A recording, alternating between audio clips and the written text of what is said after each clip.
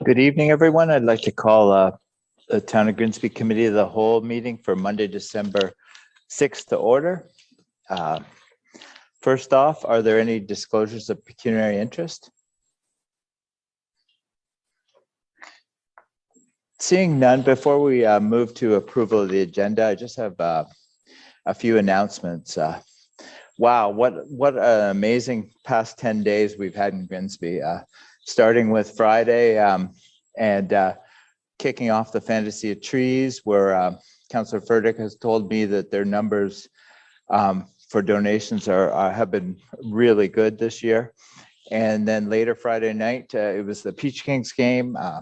Got to drop the puck with Kevin Biekska, and it was the hometown hockey weekend Peach King game. We had a capacity crowd there at the game, and it was just electric. Many of the hometown hockey staff and personalities there. Actually, Ron McLean was there as well, dropping the puck. They said they'd never seen a Junior C arena like ours in Grimsby. And hometown hockey just continued on all weekend with just great attendance, great compliance by everyone with the vaccination policy that Rogers instituted for the festival. And it was just an amazing festival from start to finish. I just wanted to thank staff for putting it together in such a short time frame. Shout out goes to Trevor and Krista, and also Simon Duong with everything he did with the Peach Kings, and he was there all weekend. And it was so nice to see him, and so nice to see so many people in town come out to it. And it was just an amazing event. And then we should all be proud. Rogers presented us with the Hometown Hockey 2022 plaque, which is quite a keepsake. And there is a banner for the arena as well that will be unveiled in the near future. And then we moved to this past weekend, the Santa Claus Parade, the 64th Santa Claus Parade. Thanks, Sarah. What a great job you did with staff getting that one together, back-to-back events. It was really amazing. That recording parade, in progress was just unbelievable. Just the attendance there. I really think it was the busiest parade I've ever seen. It was, I guess, the 12th one I've been in, and it was unbelievable. And I just want to say to everyone in Grimsby who came out the last 2 weekends, I just want to say that you certainly put Grimsby on the map, and you made Grimsby proud. I really can't say anything more than it was just 2 fantastic events, and everyone who attended Hometown Hockey, certainly Ron McLean. I had a nice chat with him, and he said it was just electric. He actually came back from his home in Oakville on the Saturday and Sunday as well as the broadcast on Monday. So he was there 4 days in a row. So it's really a testament to how we put together that festival. And many thanks to the Rogers crew too, Jody Parps and the rest of the Rogers crew who did such an amazing job. So now we're moving to approval of the agenda. Need a mover and seconder for approval of the agenda. Moved by Councillor Bothwell, seconder Councillor Vardy.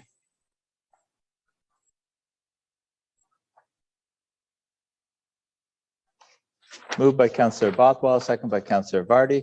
Resolve the agenda for the Committee of the Whole meeting of December 6, 2021 be approved. All in favor? That's carried.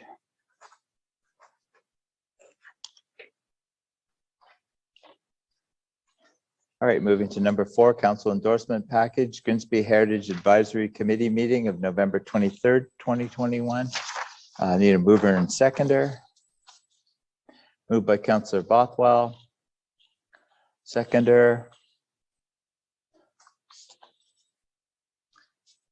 Do you have a seconder there? Councillor Frake.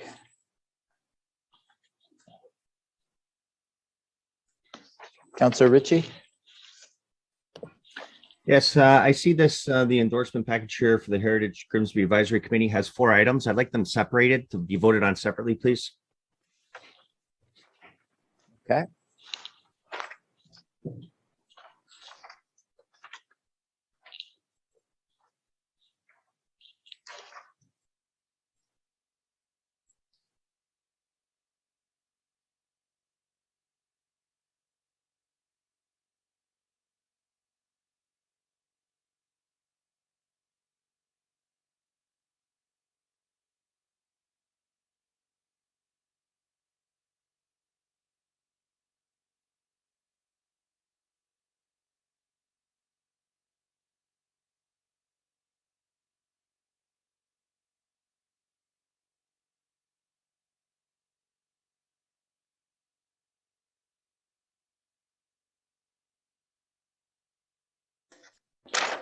All right, I'll read the first item. Resolved that the Heritage Grimsby Advisory Committee, CEP, for 19 Elm and 13 Mountain Road be approved.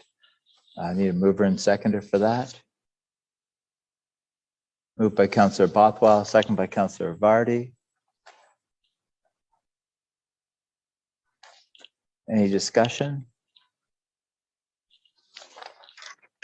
Seeing none, moved by Councillor Bothwell, second by Councillor Vardy. Resolved that the Heritage Grimsby Advisory Committee, CEP, for 19 Elm and 13 Mountain be approved. Recorded vote.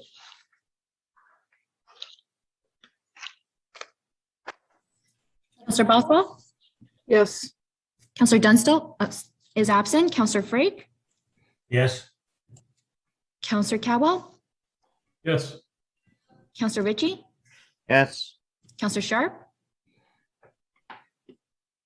Yes. Councillor Vane? Yes. Councillor Vardy? Yes. Mayor Jordan? Yes. That's carried.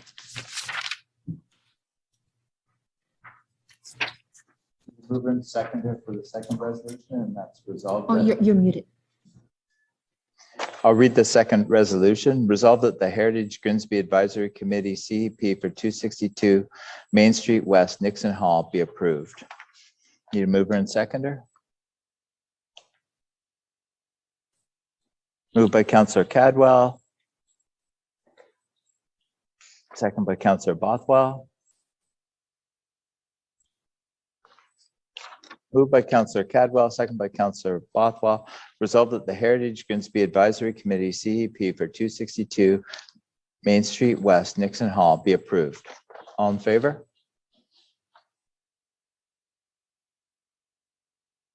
And that is carried.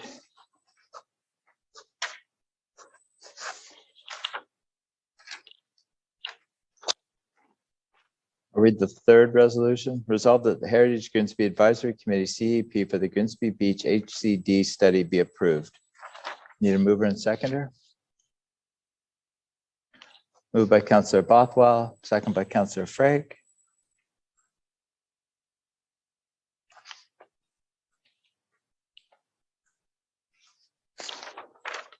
Councillor Ritchie, you'd like to speak on it? Yes, thank you. Through you, Mayor. Cadwell, second by Councillor Bob. Through you, Mayor. I think this motion's a little bit premature. We have a study right now that hasn't come to conclusion with the land use planning study. And my understanding is with the land use planning study that it can incorporate all the tools that it's available to the town, which would include a heritage cultural district area.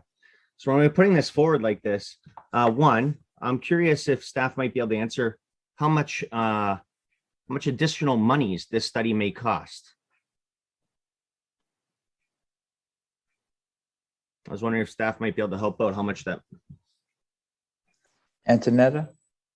Sure. Through you, Mr. Mayor, I'll use the monies that Stantec is costing us right now for Main Street East. This is just the study. So that's about $100,000 or under. We like to leave a little bit of buffer room, and then also a project coordinator / manager because there's no more staff capacity to take on any more resources. And I would put that between another $75,000 to $100,000. And then we'll need monies for all of the notices and statutory requirements, public engagement, all those types of things. Hope that helps. Thank you. And then I guess I had a few more questions. Does the current study, would that not take into, would it not take a heritage conservation district into consideration when it's doing the study right now? Antonetta? Through you, Mr. Mayor, the current study does have heritage and urban design guidelines, which include a potential future heritage district, and also parallel to this study, heritage staff is proactively looking at over 200. So heritage is built into the plan, and it also doesn't preclude it in the future. In fact, it recommends other studies. Thank you. So yeah, I think that this motion is a little premature for myself. I'm very curious as to, we had an open house the other night before this heritage meeting. So I did not attend. I'll be reviewing that tape and reviewing the heritage meeting as well. So I've heard some things that, you know, I'm not sure what path led down this.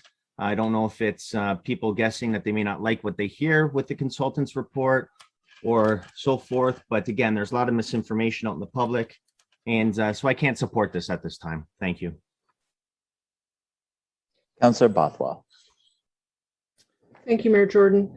So this motion was brought forward to the committee by one of our members, Kate Sharrow, who's a member of the Grimsby Beach community and the state and on some of the stakeholder and technical committees. And she's put in the motion some of the background about how this came about with respect to conversations with the community and their understanding of what was their understanding of what they hoped to transpire, which was the strongest protections for the beach, and expecting a heritage conservation district study when a land use planning study ended up being the result. So there's a little bit of I think what we were hearing was that the community was a little bit confused as to how it changed from being more of a stronger tool within the Heritage Act, which the study would have moved it along with some strong teeth, versus the land use planning study.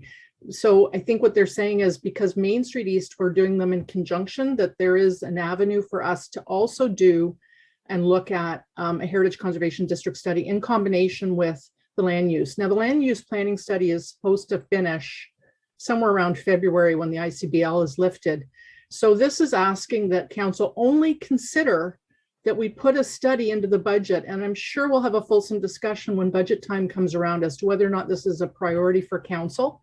And we can have that discussion at this time. The motion is only to ask that we consider it during the budget process, not asking us to approve a study at this time, but saying, can we please have that discussion and put it on the table?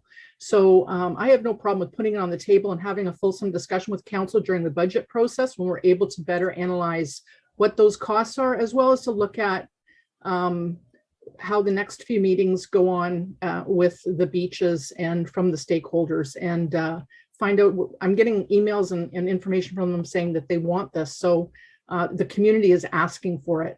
So that's what was brought forward, and I'm in support of considering it for the budget process. Thank you. Antonetta?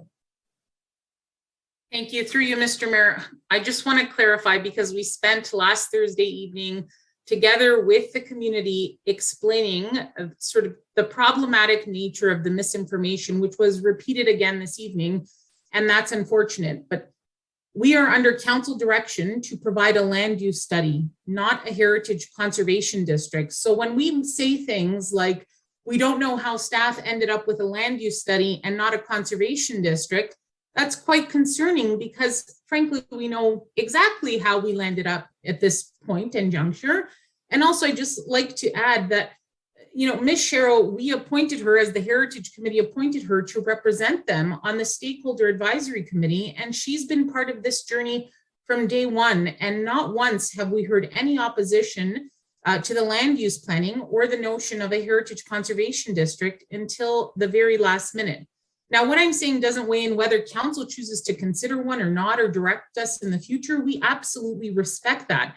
But I think to, again, perpetuate that misinformation here tonight after we spent hours trying to clarify it and provide facts and actual information is unfortunate. And so I think also I'll remind us that as someone who tries to give you our best advice, we have done so much public consultation on Grimsby Beach. There might be vocal minorities who might be asking for Heritage Conservation District, but in the over 700 survey responses and the tools engagement and all the engagement that we've done, and it's quite significant because we've shared that with this council, there was actually a request to not pursue a Heritage Conservation District. So we're dealing with conflicting misinformation again, and it's my responsibility to, at a minimum, clarify that. Again, if the future direction is for a district, we're not opposed to that. In fact, this land use planning study in no way precludes that. But I just wanted to take the opportunity, and thank you, Mr. Mayor, for allowing me to at least correct the misinformation. Councillor Cadwell. Thank you, Mayor Jordan. Question I have to staff, and I couldn't attend the last open house public meeting, but I have been following through a lot of this. I have been sitting in through a lot of Heritage Committee meetings too. So this ongoing land use study, we're trying to move this along because we have to get this to the region to have their approval too. So will this cause any delays, Antonetta, which if we add in a separate Heritage District or Heritage Conservation District study? That's my concern, because there's been a lot of hard work put into this already. And if this is going to cause any delays at the region, which is going to cause problems, I would foresee problems with us trying to get this finalized. So yeah, I won't be supporting this either. I'll leave it there. Thank you. So through you, Mr. Mayor. Oh, sorry. Go ahead. I was just going to address Councillor Cadwell's question. This motion itself won't cause us any delays, and we have to complete the land use study as you've noted, because people in the beach have been living under an ICBL for almost 2 years, and we also need the region to approve this. Staff wrote a report to this effect 2 weeks ago explaining, or 3 weeks ago explaining the situation. But the misinformation and having to correct everything and all the emails and the extra workshops and everything that we're having to do is delaying our timelines and adding consultant and staff resources to this project. Councillor Vardy. Thank you. Through you, Mr. Mayor.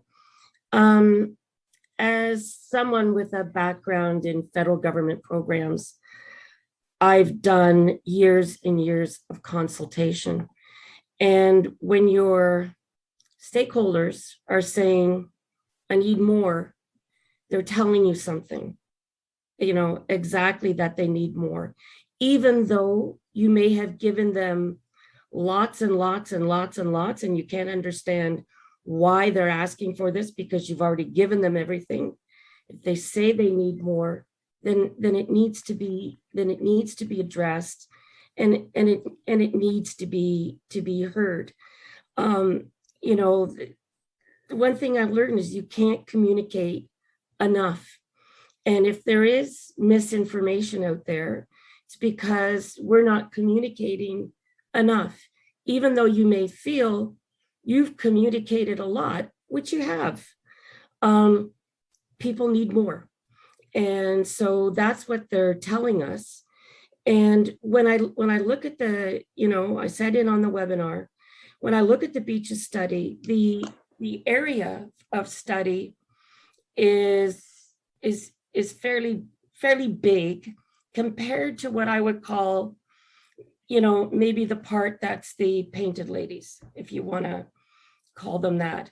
And I think there is a need to preserve the painted ladies, and there's a need to make sure that there's a special protection for this unique little tiny part of the neighborhood of the beaches, that we need to do something about it. And we're hearing that people want, they need to feel secure that there's going to be something. Now, all this motion is doing is saying, we want to be heard in the budget process. And, a month from now, when we look at, or when we do our budget, whenever that's going to be, we'll have moved further with the work that you've already done, Antonetta. And, we'll be able to make an assessment. Are there pieces that we may want to start? Because as you said, we're looking at all these different tools. So all we're looking here is for consideration to talk about this very specific, small little area, to give it that added bit of protection, and to discuss that in the budget process. And because our residents are asking for that, and because what we have here in Grimsby is such a unique, unique, I don't know, picturesque, historical, wonderful piece of real estate, that we want to protect it. So, and I know, Antonetta, that's your background, that you're big on conservation and heritage. So I don't have a problem with hearing our constituents who say, you know what, we're fine with all these different tools, but I want to make sure that this little pocket gets some priority attention when we start talking about the budget. And I think that's perfectly reasonable. We're not making a commitment. All we're committing to is to talk about it when we start talking about the budget. And no doubt we'll be talking about, lots of other little things and big things in the budget when we get there. But this is important and it's unique. I don't know where there is in Canada any place like it. So for that reason, I'm wholly supportive of having that discussion during budget time. Thank you. Antonetta? Thank you. Through you, Mr. Mayor. Again, I want to be clear, staff is not opposed to the motion. We were just correcting the misinformation about how we ended up with an HCD.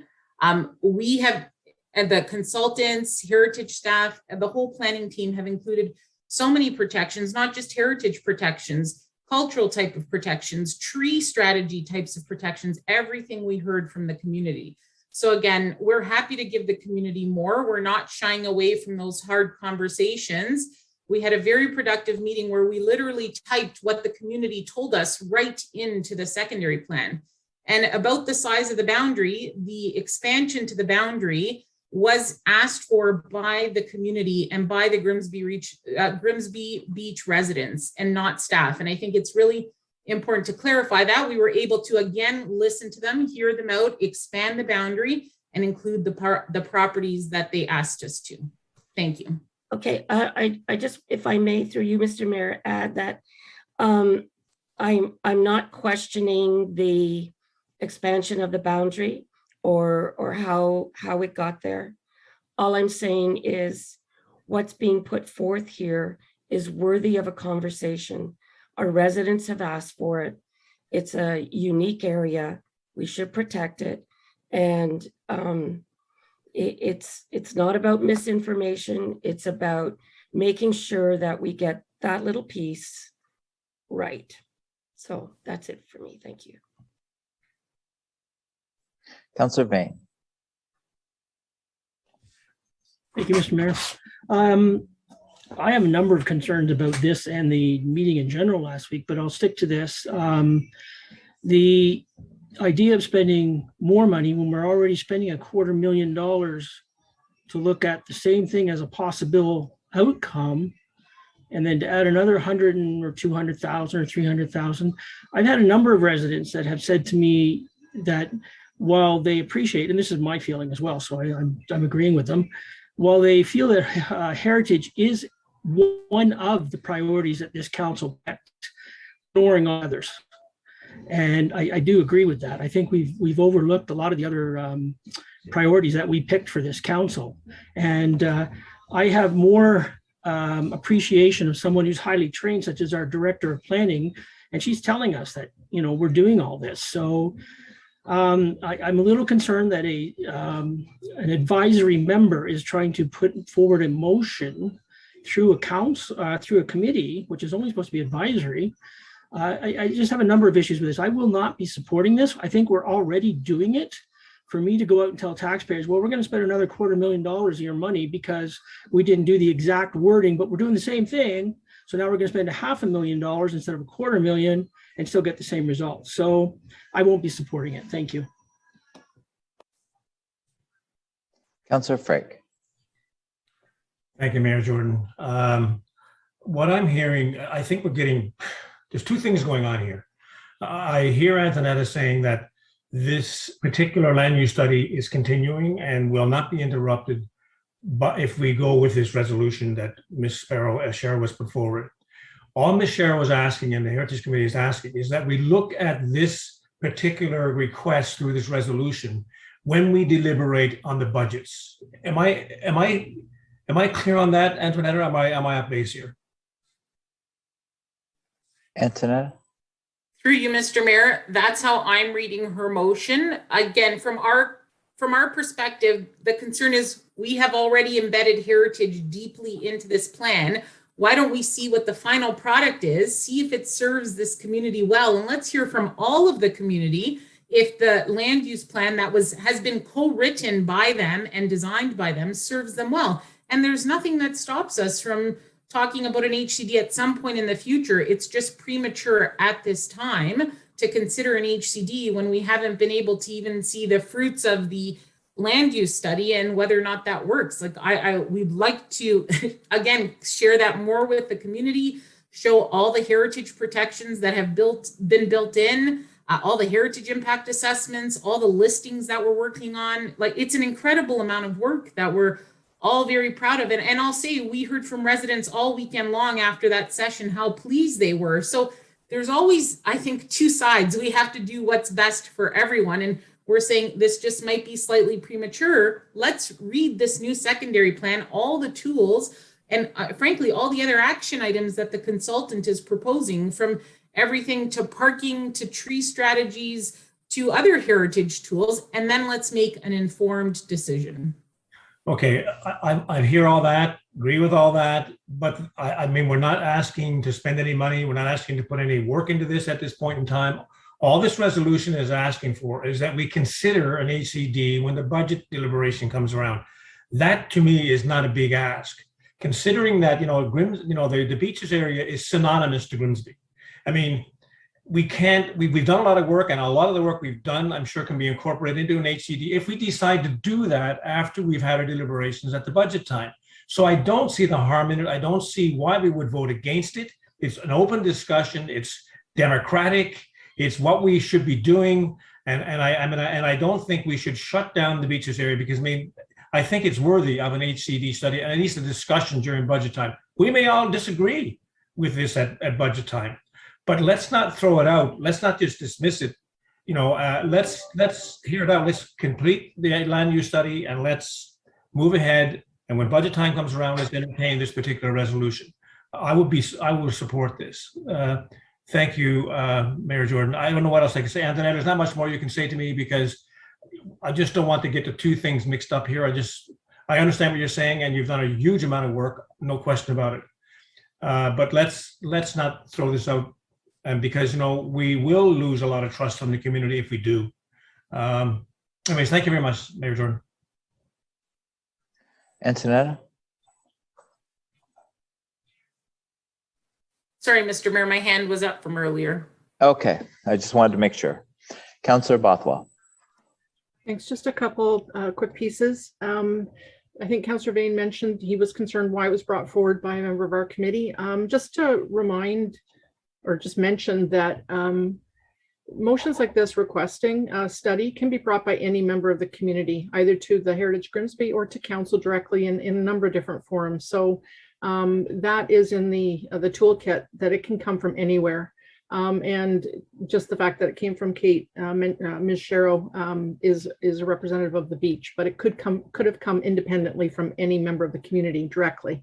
The other thing is that when we talk about money, there's a reason that I specifically asked that heritage studies get put in the development charges, is so that these types of things can be covered through development charges and not on the levy.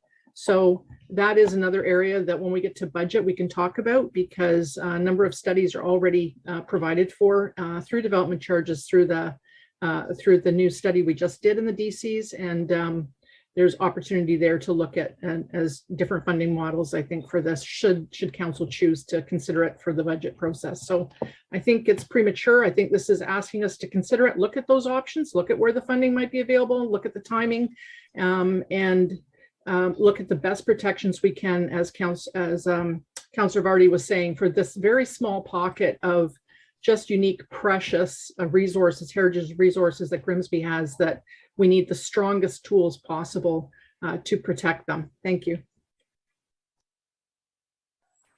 Councillor Vardy.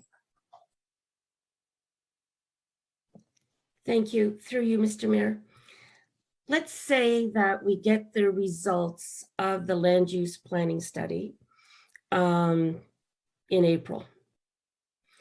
And the land use planning study says, you know what, we should have an HCD for that little pocket as one of the plethora of tools that are being recommended.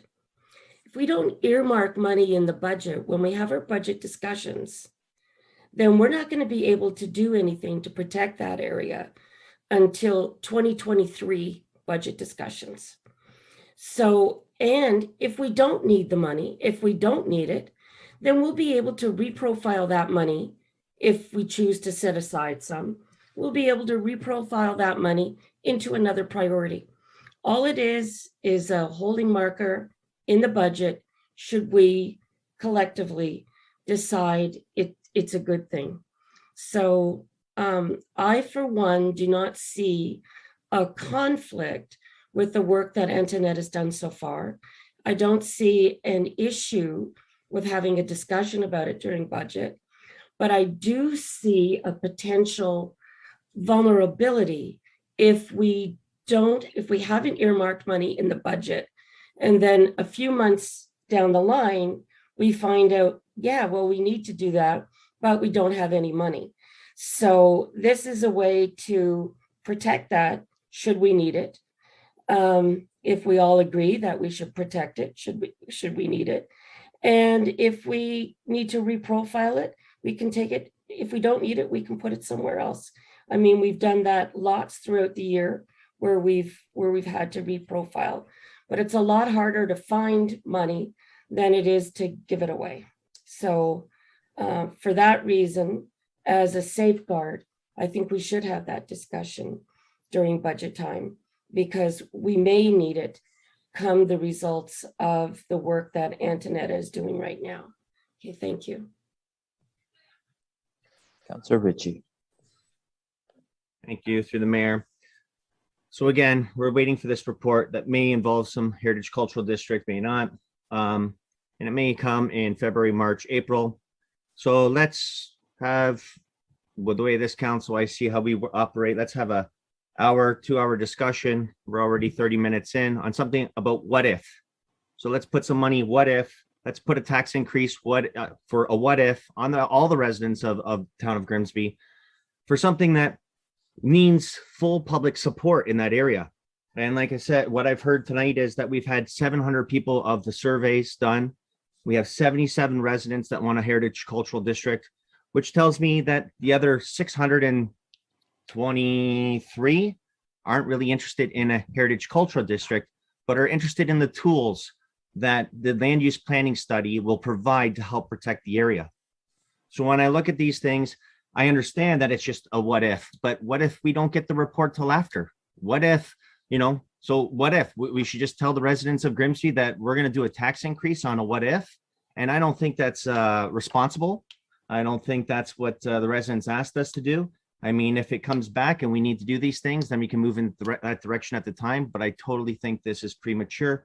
And I think that the discussion on it, again, with watching what's happening, some misinformation out there, I can't help but think that people are not thinking that, or there's people out there believing that this consultant's report is not going to be what they want. So let's get ahead of this now and do things on a lot of what ifs. So again, I'm not here to support this tonight. I'll be waiting for the consultant's report. I would like to see what they have to say before we move any further. Thank you. Oh, and one other thing, I also know that again, right from the get-go, when I campaigned in that area, most of the residents there did not want a heritage cultural district. They didn't want it. They wanted their area to be protected, but they did not want a heritage cultural district. If it's heritage, I have one question I'd have. The pastel colors, are those pastel colors heritage? Would you be allowed to use those pastel colors? I don't know. That's why I wonder if anybody can answer that. Antonetta? Through you, Mr. Mayor. I mean, there's so much we could say on this, but I'll start first through the fundamental piece, which is we all agree that this area is so unique and worthy of preservation and protection. That's why the land use study can hit on so many more points. But besides the land use study, from a purely heritage perspective, there are Part 4 designations in place. There are requests for heritage impact assessments more than could ever be asked for with our current situation. We also have, like I said, 200 properties being evaluated under the listing component of the Ontario Heritage Act. All of those will happen so much faster than a heritage conservation district. So I just want council to realize we're protecting it and more quickly than we ever could with a heritage conservation district. It's not that the area is vulnerable in any way at this time. The Heritage Conservation District, as we've talked about before, can take several years and requires close to 100% community consensus. Staff want to protect this area so much that we've proactively started all of the pieces, like all the 200 listings. That is an entirely staff initiative that we're spending our weekends working on so that we can protect this area. So while we figure out if we do a Heritage Conservation District, at some point, the area is protected in the interim. Same what we did for Main Street East. And we are proactively actually helping that heritage more than any district would in the interim until we get there in the long run. And in the meantime, there's great work being done in the study that has driven more community consensus about what kind of tools we need to use. And then to Councillor Ritchie's last point about the cultural value versus the heritage value, this is the big distinction that Bianca really spoke about very eloquently at the Heritage Grimsby Advisory Committee meeting, when she talked about cultural value and that artistic expression is not heritage that we can protect well under the Ontario Heritage Act with Part 5 designation, which is the Heritage Conservation District. Because what would happen would be that artistic expression could be significantly limited. And the community told us they did not want that. And that's why at this time, a Heritage Conservation District wasn't the right tool. If the communities are allowed to change their mind and evolve, if that comes forward, we can deal with that. But right now, the community is very well protected. That cultural artistic expression piece is being accounted for and allowed to continue because that is what makes the beach the beach. And a lot of things that people think are heritage are not heritage under criteria of the Ontario Heritage Act. I'll also add that a lot of the heritage might be historical associative value, and that's best protected through commemoration. The fact that it was Methodist, the poverty that existed in the camp, all of those things. So I can't tell you how much wonderful work Bianca, the team, and I have done, the consultants, to protect the area in the interim, not in 2 years from now when a district might come into place, not in 5 years from now. So I just want that to be clear. The area is not vulnerable right now. Councillor Dunstall. Thank you, Mayor Jordan. Our Director of Planning has eloquently spoken about that area very well. And the reason we have a land use planning study is because of a threat. And the threat is out there, and that's why we have an interim control bylaw in place to protect that area. And our Director of Planning has said that there isn't another threat right now. And so I've got to go along with what our Director of Planning is saying, and that is that this is premature to look at an HCD. It is not necessary right now. And, the beaches have been around for, 160, 180 years. The real threat is people coming in and buying up lots and trying to knock down some of these buildings, some that don't meet heritage, because that's a challenge right now with a couple of those lots. And this is why we're having this land use planning study, is because from the previous council, there was a threat with one of those cottages being torn down because there wasn't enough heritage value in it. And there was 2 lots, and what could the person put on those lots? These tent lots are just very odd and unique. And this is why we're having this land use planning study. And that is the threat. And I can't vote in favor of having an HCD if our professional staff are telling us it's premature. Whether we think it is or isn't is not. I mean, we've got to listen to our professionals, and I won't be voting in favor of it. Thank you. Councillor Frake. Thank you, Mayor Jordan. I don't know where Councillor Ritchie was campaigning when he was campaigning, but must have been a different beaches area. Point of order. Sorry, I campaigned down there too, and I didn't. Point of order. No point All of right, order. what's your point of order, Councillor Ritchie? Councillor Frake's giving false information. No, you are. He cannot speak for me. He cannot speak for how I campaigned and what I did. So now he's using words to talk negatively about me, saying that I must be talking to people that obviously don't live there or whatever the case is. It's unacceptable. Well, You can take I guess that's your opinion. That's your Councillor opinion. Frake, go on.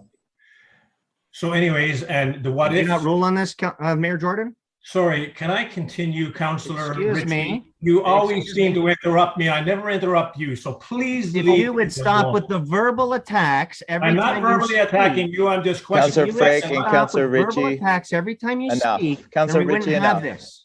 Councillor Ritchie, enough. Finish? Mayor Jordan, you have to rule on the point of order.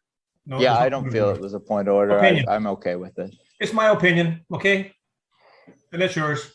Anyways, in terms of the what ifs, yeah, budgets are kind of what ifs. When we sit down and do our budgets, there's a lot of what if talking about what we're going to do in the budgets. So yes, there's some what ifs. I'll just throw that out there as well. But anyways, we seem to be getting very hung up on the land use study. We're all talking about the land use study. We're not talking about stopping that.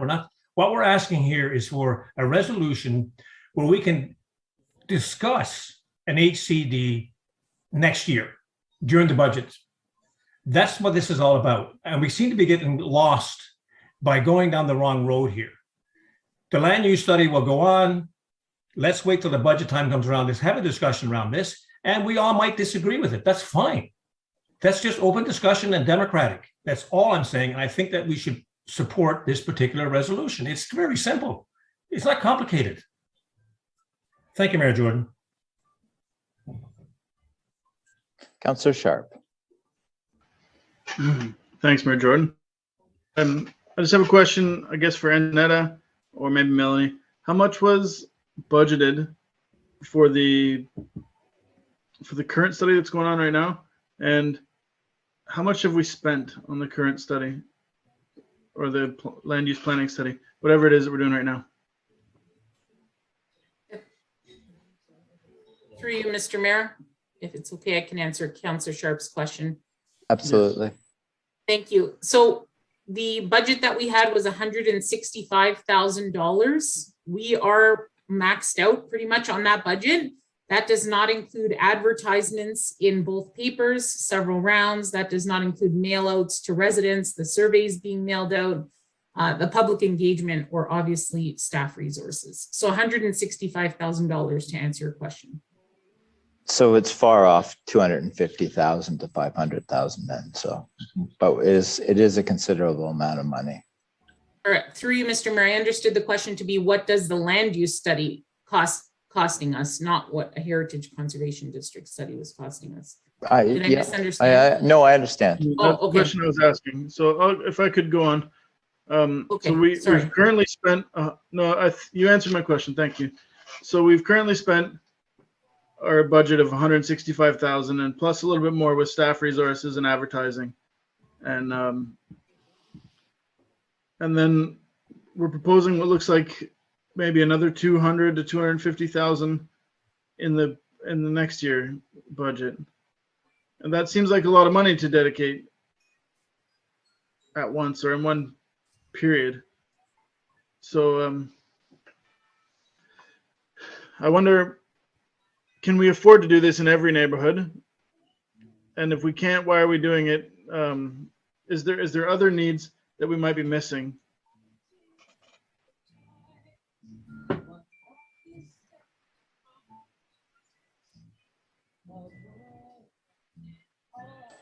Councillor Bothwell, you have spoken twice, so Antonetta, go ahead.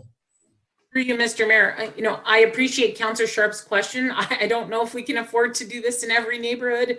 Are there other areas? Are there other areas? Certainly. Main Street East is an HCD study that is currently underway. We've already talked about the official plan.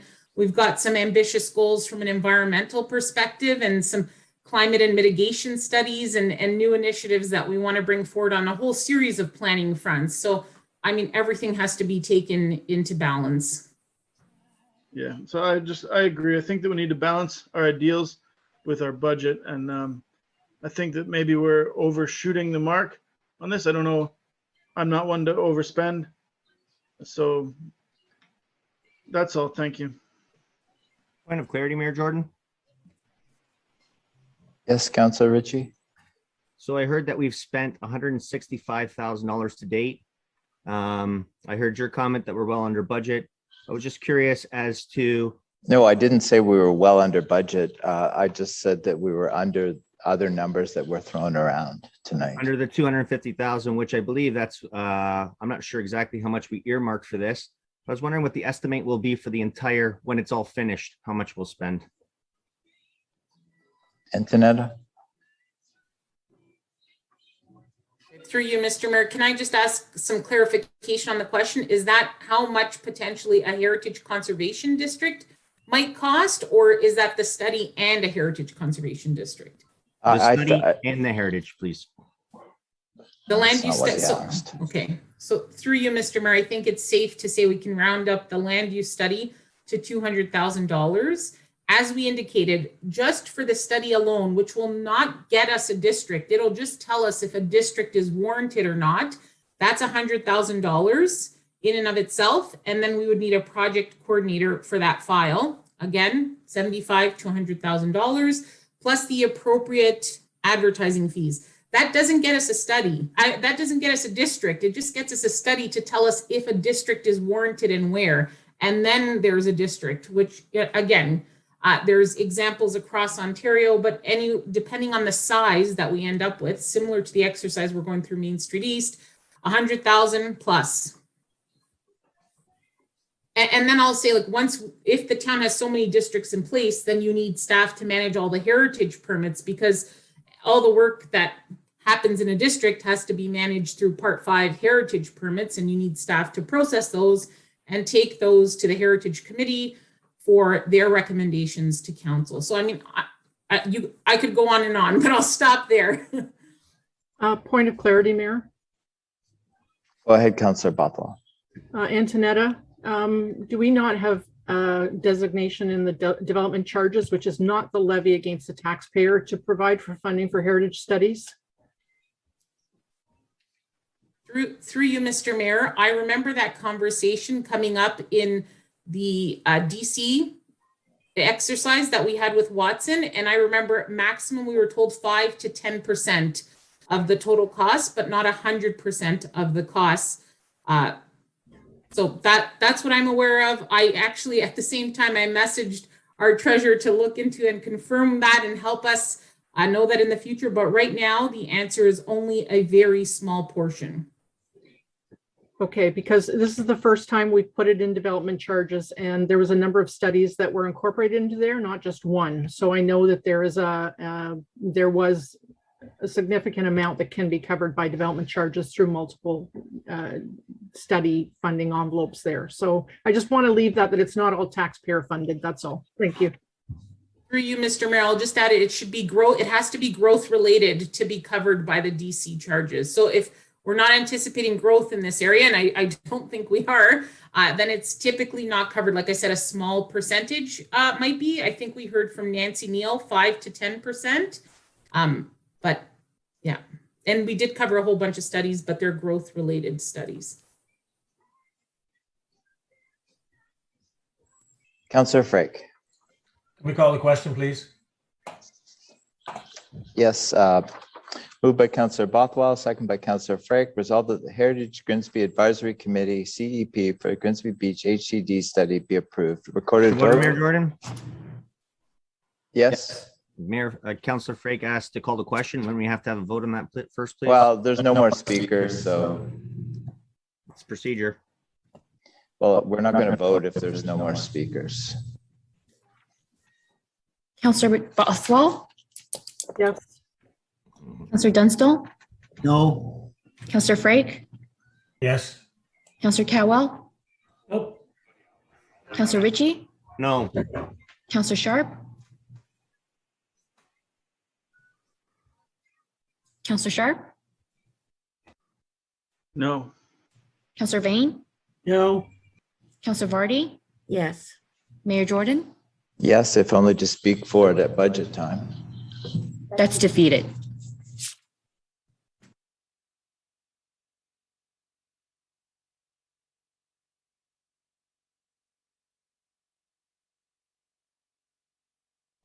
The last resolution from the Heritage meeting is resolved that the Heritage Grimsby Advisory Committee CEP for Indigenous Engagement Consultation Strategy Framework be approved. Need a mover and seconder? Moved by Councillor Bothwell, second by Councillor Frake.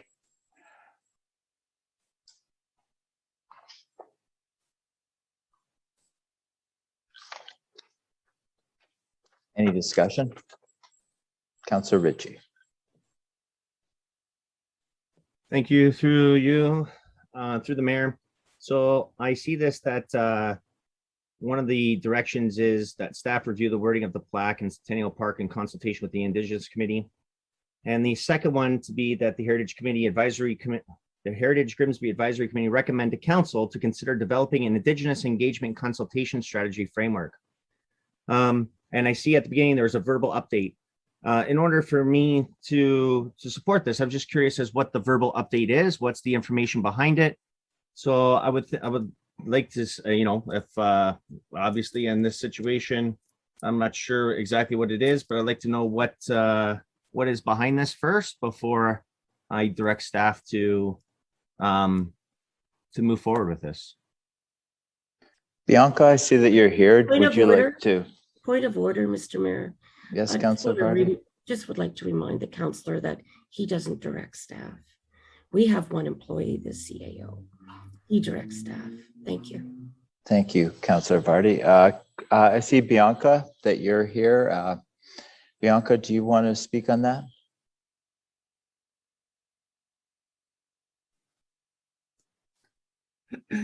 Thank you, Mayor Jordan. Just getting my camera up. Sure, so I can quickly speak to that.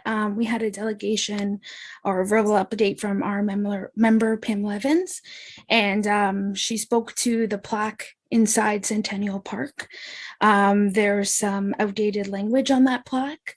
It's a provincial plaque, so the ultimate text on the plaque would be approved by the province. But I have reached out to the province regarding the plaque, and the changes would have to be done by the municipality. It's not covered by the province, so that would be something that would be within the Heritage Committee budget, I believe. But it would be ultimately to correct that misinformation. And then some of the other comments was just how we can encourage inclusive history within the town and not just have our history focused on a lot of the European settlers, but we also want to go back and cover some of the Indigenous histories and then other social groups as well. So that was mostly her presentation, just providing some insight specifically into the Indigenous, but she also spoke to all social groups. And the Indigenous Plan was essentially, we didn't want to impose our opinions of what we should commemorate their history with. So things like street signs and things like that are typically European traditions. So we didn't want to impose that their histories be recognized by street signs and things like that, because they may not be able to connect with that. So that Indigenous consultation or Indigenous plan will help us get something that the community, the actual Indigenous communities would be supportive of. Thank you very much. Thanks. Thank you. Thank you, Bianca. Councillor Cadwell. Thank you, Mayor Jordan. Just a bit of a clarification on that, and I apologize if I missed it or like that. But so the plaque that's at where the Indian burial ground is, and that when the development of Parkwood Estates was being built, and when they found all the Indian artifacts in that, is that the plaque? And what misinformation, can you discuss that? Is there misinformation on that plaque that's been there? I think it's been in the mid 70s, way back then, maybe mid to late 70s. But yeah, so there's misinformation on that. Just clarification. Bianca? Thank you, through you, Mayor Jordan. It's at the time, I guess it was considered appropriate language, but through Truth and Reconciliation has been deemed to potentially not be an appropriate language used on it. It's some of the terms that are used towards the communities. So we would want to have consultation with Indigenous groups for them to confirm whether or not they're comfortable with that language. But it is something through the Truth and Reconciliation that we'd be looking at it. But at the time, it could have potentially been correct, but terms have changed. Thank you, Bianca. And I would support that, but it's been there well over 30 years. But anyways, okay, thank you. Councillor Bothwell. Thank you, Mayor Jordan. And I think it's also just to bring to mind that we're trying to be proactive on positive engagement with our Indigenous communities, and that it's not just the Heritage Committee, and we have such a vast, rich cultural heritage and Indigenous history in Grimsby, that with the region and with the CAO, we're hopeful that we can look at some type of an overarching, so that we're guided by each of the departments are guided about in a way as to how to engage when we have a need to reach out to our Indigenous partners, how to do that, what's the best way to do it, whether there's resources required or financial required or whatever, just to ensure that we're operating within the best framework for that type of engagement, fruitful engagement. So it's just asking council to, with the CAO, to look at maybe something that's more not just for heritage, but for how the town looks at engagement, and again through the call to action and the Truth and Reconciliation report, and ways to better communicate. Thank you.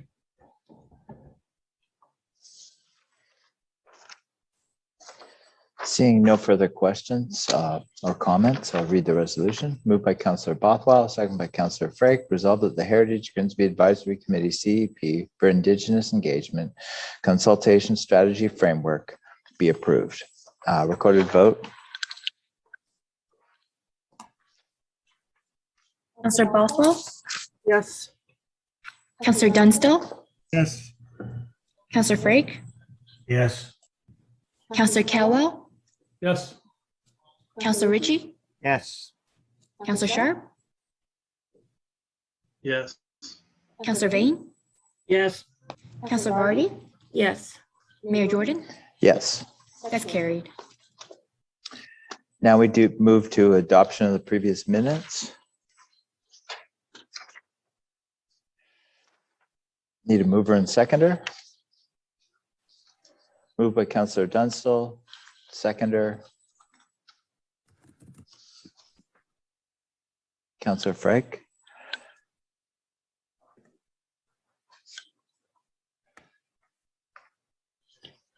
Councillor Bothwell. Can I just lift the heritage minutes? It's just for a brief administrative clarification on those minutes. If I don't need to lift it, I can just ask the clerk, however you feel, Mayor. Clerk, come. Yeah, I just mentioned to the clerk right now what clerical error you want to So I think speak on. Thank you, Mayor. I think it's just a quick oversight. One of our members mentioned that she wanted to include in the minutes with respect to 13 Mountain, 19 Elm, 13 Mountain, that the height and density, she wanted that recorded specifically in the minutes, and there is no commentary from our conversation on that application, just the motion that's in the endorsement package. So if there's a way to include Sarah Nixon's comment on concerns, as well as other members of the committee expressed concern with height and density for that development, could that be included in the minutes? Sarah? So through you, Mr. Mayor, minutes under the Municipal Act, we don't include notes or comments. So those comments. Yeah, but I think the Heritage Committee is a little different. And I've noticed this from other municipalities where they are asked, where as an advisory committee, we're asked for comments. It needs to be recorded somewhere so that especially when there's the public meetings on this, the statutory public meetings that our comments are and recommendations are noted. So how do we do that then? On the public record. Through you, Mr. Mayor, typically the best method would be to build it into the resolution so that it captures the comments and pass through committee. Okay, I just wanted to make that aware because she made a special point of asking that it be recorded in the minutes. Thank you. Councillor Cadwell. Yeah, thanks, Mayor Jordan. And with all due respect, maybe Councillor Bothwell could let us know what other municipalities they do this. I'd like to know if she could, doesn't have to now, but maybe an email or something like that. Sure can.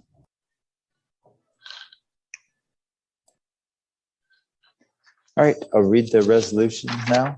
Moved by Councillor Dunstall, second by Councillor Frank. Resolved that the Committee of Adjustment meeting minutes of November 16th, Active Grimsby Advisory meeting minutes of November 17th, Heritage Grimsby Advisory Committee meeting minutes of November 23rd, Planning and Development Public meeting minutes of November 26th, DIA meeting minutes of October 4th and November 3rd, 2021 be received. All in favor? That's carried.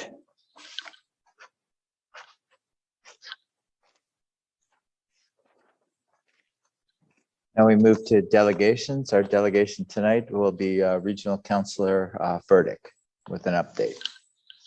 Good evening, Councillor Furtick. Thank you, Mayor Jordan, and thank you for giving me the opportunity to bring forward the issues to the other councillors. One of the issues that we have is the Vision Zero and the red light camera through the region. It came up at one of the committee meetings a couple of weeks ago. There was a letter that was issued by Director Ryle, and she spoke very firmly and addressed the letter to the province, asking the province to look at reducing the speed limit from 50 to 40. So it would make it much easier for the municipalities to look at anything that is not an arterial road, for instance. All interior roads and subdivisions would be the standard of 40 kilometers an hour. What I would like to ask Mayor Jordan is that if council could send a letter of support to Director Ryle. I'm sure that you will all agree, but we would appreciate if you could possibly do that. Another thing that came up was the IT in reference to partnerships with the LAMs, which are local area municipalities. The region has quite a power in being able to purchase programs and whatnot at a fairly reasonable price. So I want to extend to you, Mayor Jordan and staff, that you go and go to the IT solutions at the region and getting staff to look at purchasing these programs. And by the way, the region is more than willing to try and help municipalities in any way that they can, particularly in these times when there's so much hacking and all that sort of stuff going on. So please reach out to the region. They are more than pleased to help the area municipalities. Well, we're certainly in the approval stage of the official plan, and of all indications that we're hoping to meet, of course, the deadline. One thing that came up in part of my discussion was the Hamilton Conservation Authority, and I do understand that the director of recreation and parks arranged a tour of that particular area in regards to the Hamilton Conservation Authority. I guess what came up, and I'm going to put my old hat on of being the alderman back in the days when even Mr. Cadwell was around, and of course the mayor. We always constantly talked about and wanted to look at the infrastructure from Kelson Avenue going west. If we're going to make this program to come together with the region and the Hamilton Conservation Authority, I do think, Mr. Mayor, that, and I hope I'm not speaking out of turn, is that the infrastructure on that particular road of Winston Road is in severe need of some bicycle lanes and maybe sidewalks and whatever. But I think if we want to continue and to provide that kind of a service and provide for people to use their bicycles, that part of the infrastructure that Grimsby has is going to have to be really seriously looked at. One of the biggest things that happened within the last 2 or 3 weeks was the transportation amalgamation step 1. We still have a couple more steps to do in order to get triple majority, but we're very glad that it took a unanimous decision. We are continuing, of course, with the transportation amalgamation. It's my understanding that there's going to be, at the next council meeting, there's got to be a representative doing a presentation. Other than that, Mr. Mayor, I don't have anything else. We're right in the middle of budgets. I don't want to report on any of the budgets simply because we've had to send some of them back, and we're doing our best to keep within the 2%. That's not easy, believe it or not. But having said that, there has been a few budgets that have been through. The water, for instance, I think it was a $4 increase. Wastewater was 7 or 8. So it's been very minimal in a lot of the areas. So this Thursday, we have an exceptionally long meeting that I'm sure that we're going to be dealing with and completing the budgets for the 2022 time frame. Thank you very much. Any questions? I'd certainly try and help you. Councillor Furtick, just maybe mention option 3C, how it passed unanimously too. I think that was quite an achievement by regional council. I left that up to you, Mayor, to do that. Thank you. Councillor Bothwell. Thank you. And just for those who don't know, that 3C is providing the greatest amount of protection at Mayor, right, for our natural heritage system. It includes linkages within the settlement area boundary and some buffers that would not have been in 3B. So that additional protection, I think we really thank both Mayor Jordan and Regional Councillor Furtick for supporting that wholeheartedly from day one, right, Mayor? Absolutely. The option 3C was certainly the best for the environment, with Niagara region having only 17% canopy cover for trees when recommended by the province and by Environmental Canada is that 30% is a recommended number. So we still have a long way to go, and option 3B wouldn't have helped at all. Option 3C certainly helps by allowing these linkages and allowing us the ability to increase the tree canopy by planting planting programs in fields that have gone derelict and areas like that, so we can over the next few years get our tree canopy up to a 30%. That would be an amazing goal, because without trees and without the tree canopy, the environment, there's a number of species at risk in the remnant Carolinian forest that's on the Niagara Peninsula. Thanks, Mayor. I just had two quick questions for Councillor Furtick, if you don't mind. Sure. I participated November 13th in that walk around of the 50-point conservation area, and they had some ideas about their master plan and some potential changes. And you're totally right on when you say that we do need to seriously look at our infrastructure on Winston Road and make it safe for both pedestrians and bicyclists and active transportation, as well as Kelson Road, which has some very deep ditches, and currently has a secondary access for 50-point for their staff into the property.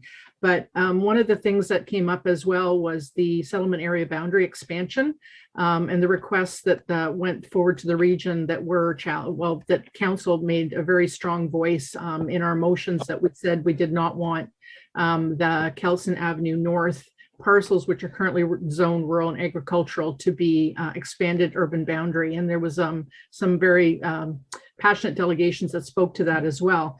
And from what I can see in the presentation that's going to the planning and economic development as well at the region, is that the region has now removed all mention of settlement area boundary and noted that Grimsby does not require settlement area boundary, and those lands have been removed. So I think that's good news that our voice has been heard. The motion from councils have been respected, and that the region has now removed that from further consideration. The other thing, if you could just maybe give us a quick update on the GO train and the P3, if you know anything, that would be great. Thank you. Well, I can't. Furtick. Oh, sorry, Mayor. Through you to Councillor Bothwell. There hasn't been any more news come forward in reference to the GO train. There still is some negotiations with some other parts of the Niagara region that is still in play. So I would expect that once that is all completed, that we'll hear, we'll hear a little bit further down the road. But I do want to mention to you, Councillor Bothwell, that you made me aware of some of the issues in reference to the property west of Kelson. And you're absolutely right. And thank goodness that the region they have in fact withdrawn everything that council has asked for. And I have checked and double checked to make sure they're off the maps. So I thank you for helping me with that as well too. So you guys seem to be a little bit more up on top of it than I was, simply because you guys don't report to me, but maybe you should. But having said that, thanks a lot. Much appreciated. And that's what it is. It's called a team. Let's continue to work together as the team. Thank you. I think that's what you wanted, correct? Yep, I think that's correct. Thank you. Councillor Vane. This is a question, anybody can answer it if Councillor Furtick doesn't know the answer, but do you know what the cost of living increase has been this year? I don't know myself. That's why I'm asking, because you talk about a 2% increase and trying to hold it in there. I personally found that when we took over from last councils, that we were playing a lot of catch up. And I'm concerned that if we continue to lowball increases, at some point, we're either going to start losing services, people, or have to do a major increase. But we got caught as a council, and I believe in our first or second year, where we had to make a major increase just to balance us. And that's what I'm concerned about the region. I'm thinking the 2% might be below cost of living. I could be wrong, but I'm just concerned. That's all. 2% at the region level is much greater than 2% at the municipal level. Okay. Okay. So for instance, 1% increase in the levy is $4 million at the region. Okay. 1% at the municipality, and correct me if I'm wrong, maybe a little out of date, it's got to be about $90,000. Maybe it's a little more. I'm not sure, but you can't make those kind of comparisons whatsoever. Thank you for clarifying. I appreciate that. Sorry, I can't get you the answer on. No. You've actually clarified it for me quite well. And for the municipal level, I think it's 110 to 125 is 1% or something. And I'm guessing. I don't recall exactly, but yeah. But thank you for clarifying that. I wasn't aware of that about the region. Thank you so much. Mr. Schlang, I'm sure could know that. Yeah, CAO. Thank you, Councillor. Thank you, Mayor and Councillor Furtick. Yeah, the inflation rate is running about 3.07 year over year. Month over month, it's about 4.76. And every 1% of the municipality, I think, is about 145,000 Mel, if I'm rounding up a little bit. But yeah, thank you, Mayor and Councillor Furtick.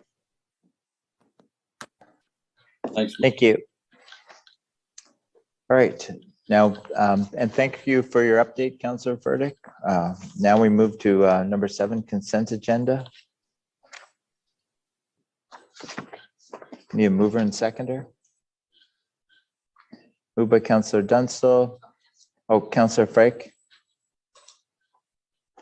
Go ahead. Sorry, Mr. Mayor, can I lift something under 6.1? This one? Yeah, you can lift it now, right? Yeah, yeah, it can be lifted now. 6.1B, which is Finance 2133.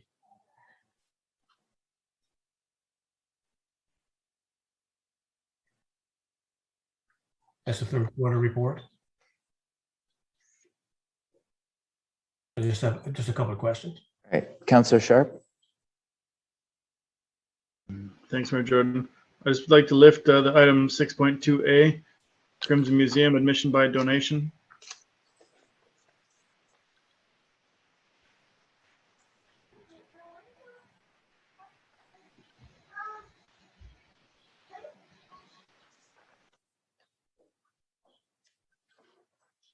All right, so we need a mover and seconder for the rest of the consent agenda.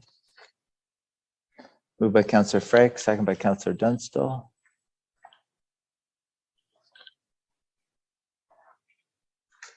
Moved by Councillor Frake, second by Councillor Dunstall. Resolved that the Committee of the Whole hereby approves the following items, that the various consent items be approved on the recommendation as contained therein.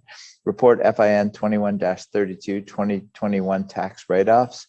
Report PA 21-47 staff recommendation report 25 Bartlett Avenue zoning bylaw amendment 26Z-16-2106. Report PA 21-49-4 Windward Drive zoning bylaw amendment file 26Z-16-1906. All in favor? That's carried.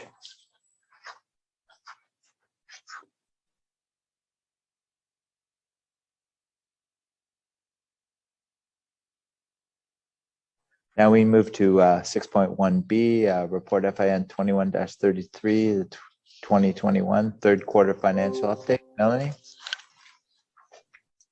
Welcome. Mayor Jordan. So I believe Councillor Frake had a question, so I'm happy to take that question, to do my best to address it.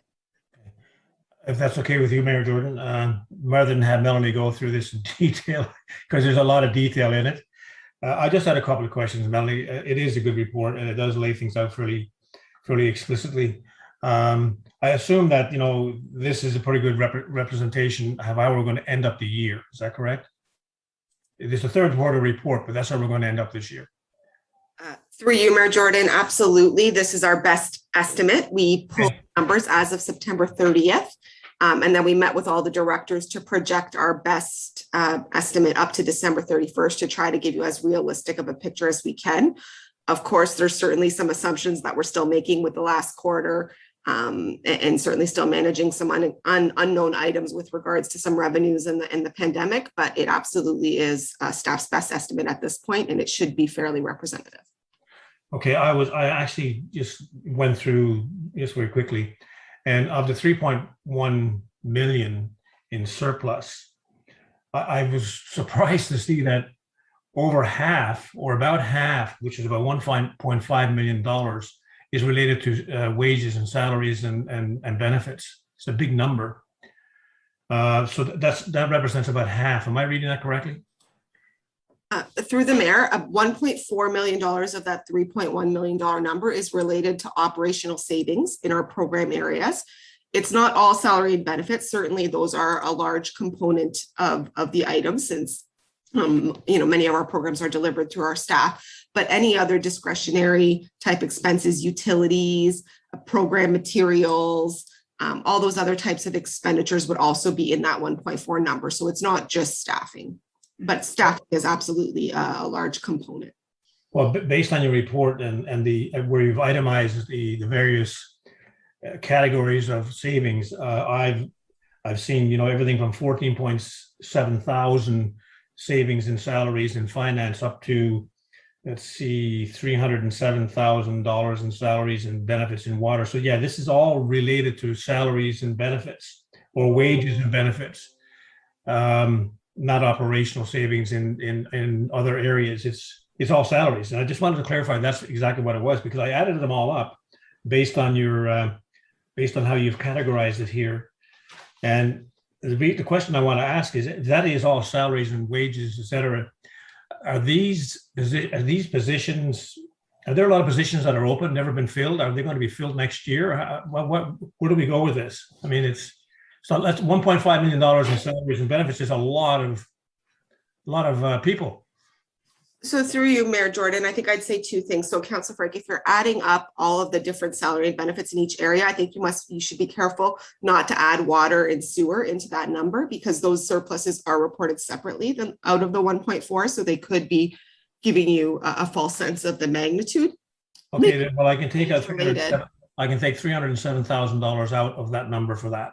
Yeah, so I think definitely keep that in mind. I would say of the salary and benefits, we have a lot of different things going on there. So one of our biggest numbers is certainly in our fire area, where they were looking to expand the volunteer fire service by, I think they were looking to hire between 10 and 12 potentially additional firefighters. And because of the pandemic, all that work has been delayed, but there is a full plan. I believe actually there's a posting out there right now, and they're recruiting to have those positions in place for February. So that's a great example of something that was deferred that resulted in savings in 2021, but will not be a sustainable saving long-term if we're able to recruit. Yeah, you kind of got to my next question, and that is, will we be filling those positions next year when we go through the budget? I mean, I would assume we would, because this was a very unusual year and a half. So a lot of the salaries and a lot of the wages weren't needed to be paid out because of part-time and a lot of other things. So that is going to go back into the budget next year as a surplus, so we can look at filling a lot of these positions. Is that correct? That's correct, Councillor Frick. We've taken a hard look at that when we've gone through the budget, and we plan on maintaining the base positions that are required to deliver our normal services. So things like crossing guards, where we might have had surpluses. Yeah. We're not cutting those positions. We're going to maintain them with the expectation that we're getting back to a normal level of service in all those operational areas in 2022 and beyond. Okay, that's all. I just thought it was a big number. It was half of the whole number, and I was just curious about it. So I think you've answered my question. Otherwise, the report looks pretty good to me. Thank you very much. Thank you. Thank you, Mr. Mayor. Thank you. Just need a mover and seconder now. Seeing no further questions. Moved by Councillor Cadwell. Seconder, Councillor Frake. Moved by Councillor Cadwell, second by Councillor Frake. Resolved that report FIN 21-33 2021 third quarter financial update dated December 6, 2021 be received as information. All in favor? That's carried. Now we move to report 7.1A, report TC 21-11, alternative vote methods. Sarah? Thank you, through you, Mr. Mayor. So the purpose of this report is for council to make a decision on any alternative voting methods for the 2022 municipal elections.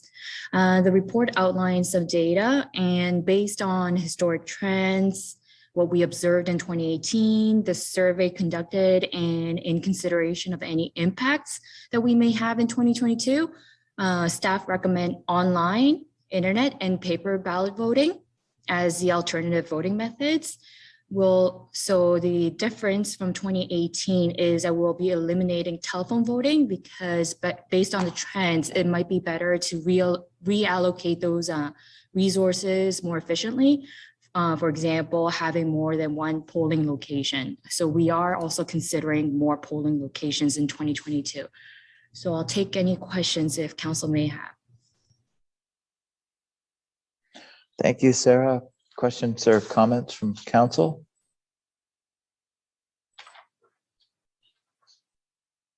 Councillor Cadwell? Thank you, Mayor Jordan. Good report, very interesting report as we move forward for the election. There still will be advanced polling and all those things too, Sarah. I apologize if I missed it. Yes, we will be. Sorry. Okay. Yes, we will be considering advanced polling. I will bring a report closer to the elections regarding the specific informations for advanced polling. Great. Thanks very much, Sarah. Councillor Frank. Thank you, Mayor Jordan. Sarah, good report. Thank you very much for bringing that forward in such a timely manner. I mean, you're way ahead, which is great, getting ahead of the curve. Just a quick question: when you're contemplating, adding more voting centers, is it possible you could consider having a voting center, one per ward or something like that? I mean, it makes a lot of sense. People will just go to the ward they're in and vote in an area where in a center where they can just relate to that ward. I mean, is that possible? Through you, Mr. Mayor, yes. In my report, I noted that staff is going to consider either 2, which would be East End, West End, or 4, which would be 1 per ward. So we are having staff go around town looking at our facilities to ensure that we have appropriate polling locations to accommodate 1 per ward. That would be great if it was 1 per ward. I'll definitely. That. Thank you. Yeah, I'll definitely provide an update further once we look at all the polling locations. Thank you. Thank you. Councillor Bothwell. Thank you, Mayor Jordan, and thanks, Sarah. I know it takes a lot of work to organize something like this, and I know that you're trying to be as responsive as you can to what the community is asking for. From the previous history of the last 2 elections or so, I just wondered if anything stood out that you needed to maybe do a little bit more of a focus on to tidy up, and if you will be consulting with the Joint Accessibility Advisory Committee just to ensure that the options that we're going to move forward with do meet all the needs for accessibility. Thank you. To you, Mr. Mayor, yes. After the 2018 elections, we did kind of like a postmortem report noting all the issues that we ran in 2018. So we are trying to consider all that, and we are working with JAC Donna Harrington for any accessibility to ensure all our location and everything we have for elections is accessible. Thank you. Councillor Vardy. Thank you. Through you, Mr. Mayor. Sarah, I was wondering if we've had any update on our proposed new ward boundaries. And I'm assuming that the next election would incorporate those boundaries, would they or would they not? Thank you. Through you, Mr. Mayor, yes. Once we received we had no appeals for the ward boundaries, so we have submitted to MPAC. They asked that we get back to them early January to receive the most updated voters list with the new boundary.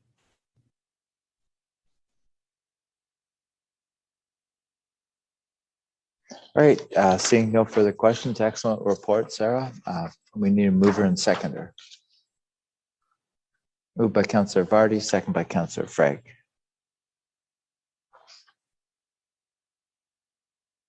Moved by Councillor Vardy, second by Councillor Frank. Resolved that report TC 21-11 alternative voting methods 2022 municipal elections dated December 6, 2021 be received, and that internet and in-person ballot voting as detailed in the report continue as the voting method for the 2022 municipal election, and that staff be directed to prepare a request for proposal for the purpose of sourcing the most appropriate vendors, and that the mayor and clerk be authorized to execute any agreements necessary to secure voting equipment for the 2022 municipal election, and that cybersecurity validation of the selected vendor software be obtained. All in favor? That's carried. All right, now we're moving to report 7.1B, or report FIN 21-35 consolidated fee charges. Melanie? Mayor Jordan. So this report is our annual consolidated fee and charges report that would come into effect on January 1st, 2022. So this is a foundational piece in setting our budget and making sure that we have all of our fees understood and incorporated. Recognizing the ongoing economic challenges with the pandemic, we are proposing stability to these fees and charges. In most of our service areas like parks, recreation, culture, and fire, we have maintained the fee at the 2021 level with no increase. Where it made sense to consider an increase in areas like building and planning, we have applied a consumer price index increase, which is the average inflation rate 2021 over 2020. So it's about 3%. The town is also going to be proposing going forward that we do a fulsome review of all of our fees and charges to make sure that we understand all of the costs that go into each service, as well as to do a market comparison. That hasn't been done at the town for quite some time. So we do think it's appropriate to consider that and do that work throughout 2022 with the hopes that if should there be recommended changes, we would put those in place in 2023. But for 2022, the bylaw in front of you is fairly stable to the fees that were proposed in 2021. So I'm happy to take any questions or comments. Thank you for your report, Melanie. Councillor Bothwell. Thank you, Mayor Jordan. And I know this is always one of those things that you look at it 100 times and something kind of slips by you. So I'm not trying to be picky. And I just did a quick overview of the fee schedule, and a couple of things just kind of stood out. So I know, if you're going to have the ability to do some administrative changes, these might be something to consider. Under library, the library card replacement, other charges and fees, it shows $2, but then it has $36 HST for a total of $38. I think that's just a typo. The HST should not be in there. The last year's fees was only $2. So that's just a little minor amendment. And then there's some references to the AMPS bylaw 2018-86. I just wanted to confirm that that is still the overarching AMPS bylaw. It is referenced in a lot of our updated bylaws that we're working on right now when it talks about enforcing the AMPS penalties. It refers to that bylaw. In the fee schedule, because I kind of did it, I pulled it out separately, page 8, the site alteration bylaw, it references an old site bylaw. And this is where you get into the tricks with, well, every time you update a bylaw, you got to go back and update all the references that it's in. So it's in this fee schedule on page 8 under site alteration. And I think it's saying 1827, but it should be 2020-44 for the bylaw. And it's referencing an AMP fee of $250 per day, which is correct. So it's not the fees fine, it's just the reference to the bylaw.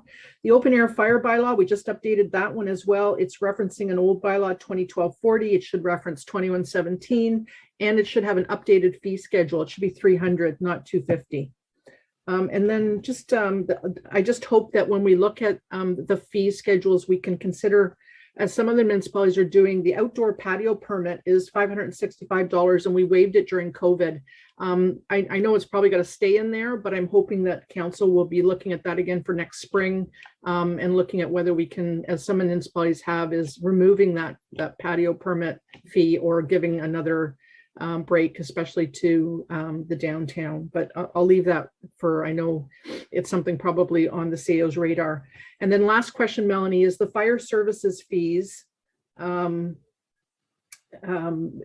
we have to align those with Lincoln now that we're on the pilot? How does that work? Do ours stay a standalone? That's just the last question. Thank you.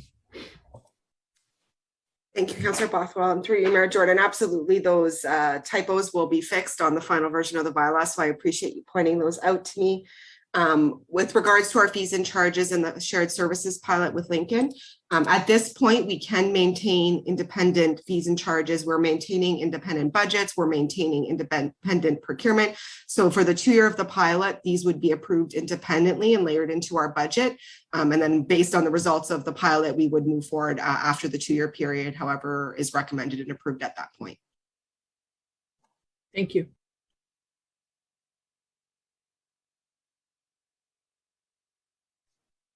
All right, seeing no further questions or comments, thank you for your report, Melanie. Need a mover and seconder? Moved by Councillor Frank, second by Councillor Cadwell.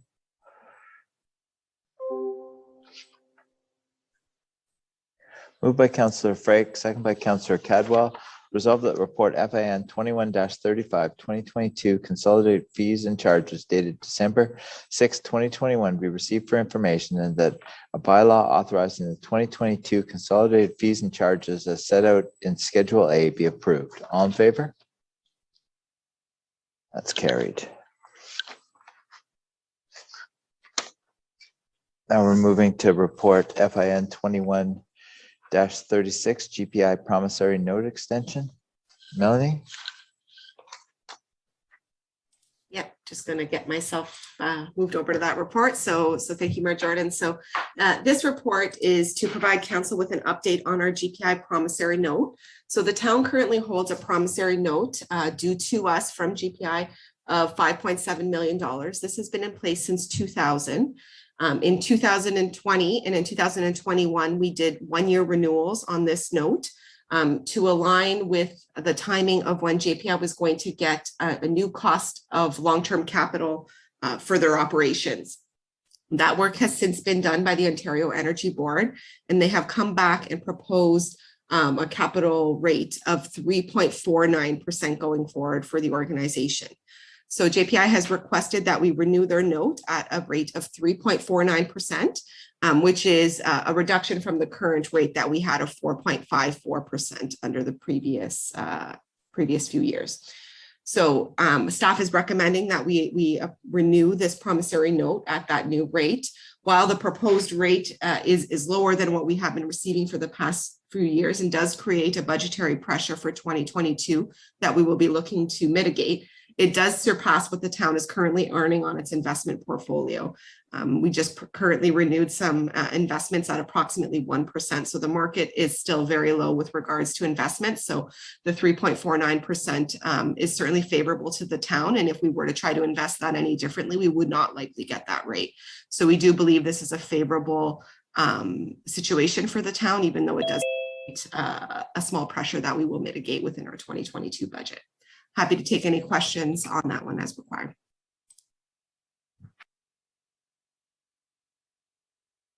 Thank you, Melanie. Any questions? Councillor Cadwell. Thank you, Mayor Jordan. We had some discussion at our last directors meeting on the regards to the promissory note.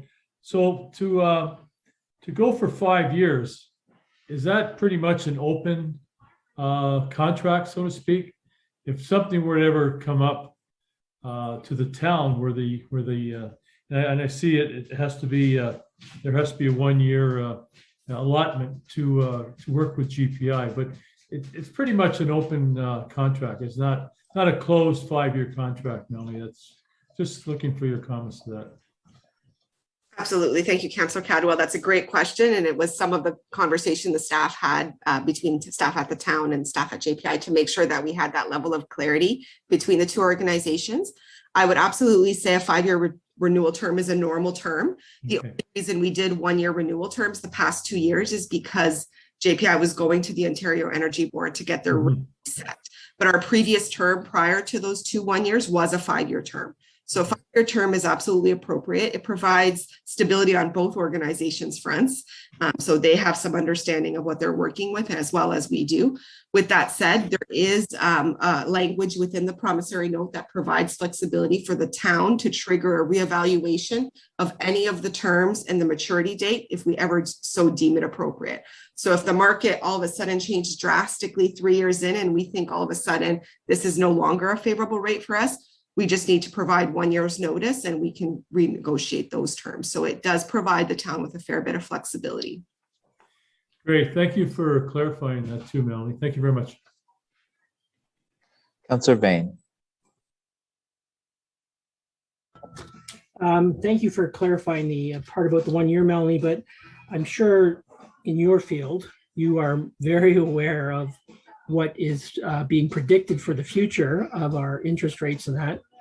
And for anybody who's looking to renew a mortgage in the next year or two, I'd be frightened. So having said that, and I appreciate what you just said, that we have to give a year's notice and then so on and so forth. But to me, that's a year of lost interest.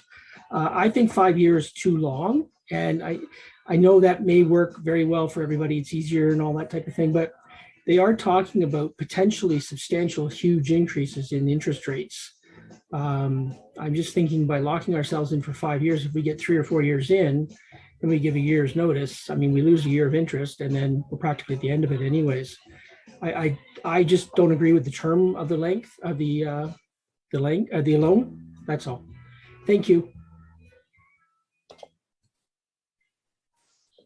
All right, seeing no further questions, need a mover and seconder. Moved by Councillor Frake, second by Councillor Ritchie.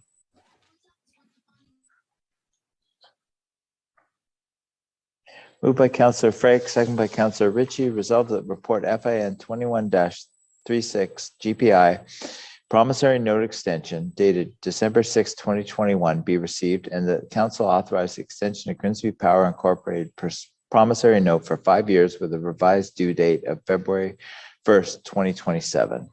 All in favor? That's carried.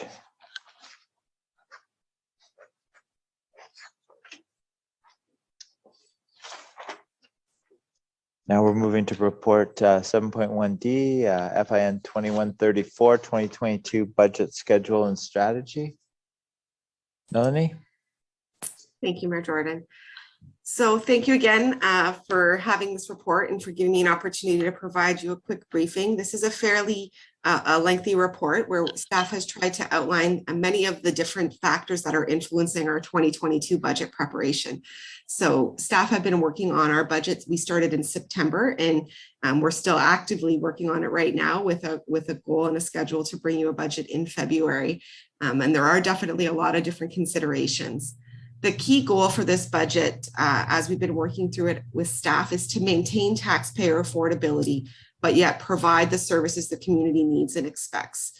We understand that these have been challenging times and we're still very much in the recovery from the pandemic. And we know that some of the lost revenues and changes in our operations will still continue into the 2022 year.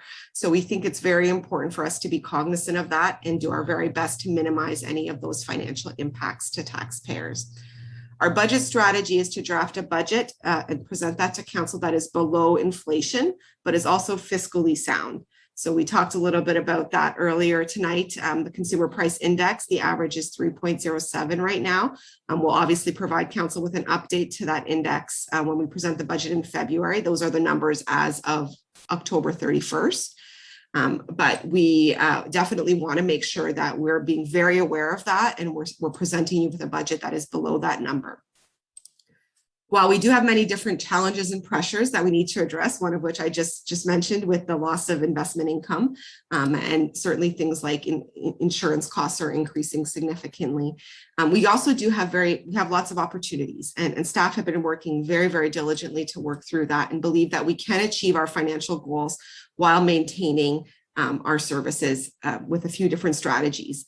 And the first one of those strategies that we'll be looking at is we have taken a really hard look at some of our assumptions and our trends. So we want to make sure that where it's appropriate, where we don't have good, where things are dependent on weather or where we can't anticipate what the behavior might be, that we're looking at trends and we're considering that and not being overly conservative in our budgets and therefore putting too much pressure on our tax levy. So we think there could be some opportunities there. We're also reviewing all of our one-time projects and ensuring that we have good alignment with our funding sources to the purpose of what it is we're proposing in our budget. Our new reserve strategy is fairly comprehensive and provides us with good matching there. So we want to make sure that when we're doing one-time initiatives, we're properly funding those from reserves. And the last thing is we want to continue to manage the impacts of the pandemic dynamically until we understand what the long-term impacts are. We don't yet know if our revenue trends and what we've been seeing are going to be long-term impacts or not. And it would be premature for us to be adjusting those at this point until we have a better understanding of that. So we're going to continue to maintain operations as though we will return to pre-pandemic levels with regards to our operations that rely heavily on revenues. And we will continue to manage any in-year impacts of that through our 2022 year end. We've been successful in managing the COVID pandemic impacts in both 2020 and 2021. You just saw that in our 2021 third quarter report. So we believe that this is a very sound strategy that doesn't artificially inflate pressures on our levy in advance of us really understanding what those long-term impacts are. The next piece I wanted to highlight for council is that staff began working on this budget in September, and we have accomplished as an organization with council's support 4 very fundamental elements that we're embedding into this budget. We have established a reserve strategy with some clarity on how we're to use that and leverage that in our budget. We did complete a compensation review, and we will be embedding that in our budget. Staff have been working behind the scenes to do a full allocation review of how all shared service costs are allocated across the corporation. And we put a guideline in place, and we will be incorporating that into our budget. And as you just saw with our municipal fees and charges report that you just considered, we've considered that as a foundational element to making sure that we have some stability in our revenues. So those 4 elements were very, very large, and we really do want to thank staff and council for their support in getting us through those pieces so we can incorporate them into our budget, and we're well placed to do that. The last items I wanted to highlight is there's also 2 very positive elements with regards to our capital budget that are highlighted in this budget strategy report. The first is with regards to the West Lincoln Memorial Hospital funding strategy. Throughout 2021, we have been able to firm up what Grimsby's share of that funding is going to be and what we need to be raising as a base budget for that. And it is resulting us in our ability, it is resulting in Grimsby's ability to reduce our planned increase. So we were originally planning to increase our contribution by about $121,000 for each of 2021, 2022, and 2023. As a result of knowing those final numbers, we actually only need to set aside an additional $57,000 in 2022 and 2023. So that's great news, and it represents only 0.38 of our tax levy. And we will be well positioned by 2024 at that new value to be able to fully sustain the debt that's required to fulfill our contribution to the hospital. So that's great news, and we plan on embedding that into the budget you will see in February. The second piece that's very positive is we've been able to develop an initial funding strategy for our Peach King Center expansion and renovation project.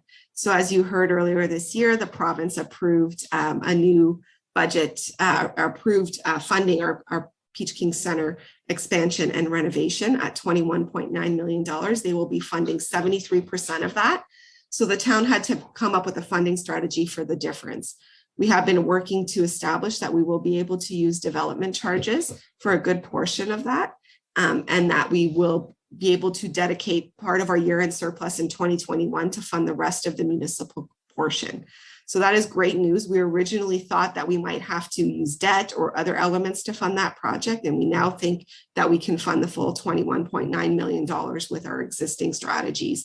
There's lots more to come on this project as we move forward. But, and there could be changes in scope and other things that will be discussed, but this initial funding strategy, having that in place, I think is a really positive element. Finally, the report lays out for council a budget schedule, which if all goes well, leads us to a council ratification of the budget on February 22nd. So those are the high level items I wanted to call out, and I'm happy to take any questions. Thank you for your report, Melanie. Councillor Vane. Melanie, just a quick question. Where'd you go? Oh, okay. You said that staff has been consulting on this, and I know traditionally in the past, we've always had the 21 budget brought to us in March or whatever, February, March. But I think Councillor Frake raised a really good point in the past, is that it just doesn't make sense to me. And I know this is the way we've always done this, but just because you do something all the time doesn't mean it's right. So I'm just curious if you've been working on this for so long, and I have no doubt that you and the team have been. I'm sure you guys have been very diligent with all the directors and the staff and all that. But why is it that we can't, when you listen to the regional council, they're already talking their budget for next year. Why is it that we can't do that? Why do we have to wait till we get so many months into the new year? I know other governments do this. I work for the federal government. We run into this sometimes. So I'm just curious, why can we not have it before the end of December to review it and make a decision prior to the year beginning? Because it kind of puts us in a bit of a spot. That's all. I'm just curious. That's all. Thank you. Through you, Mayor Jordan. I think it's a great question, and I think it's certainly something that could be considered in the long term. Lots of municipalities do consider their budget in the fall. I think our reality for this cycle is we had a lot of foundational elements we needed to have in place this year.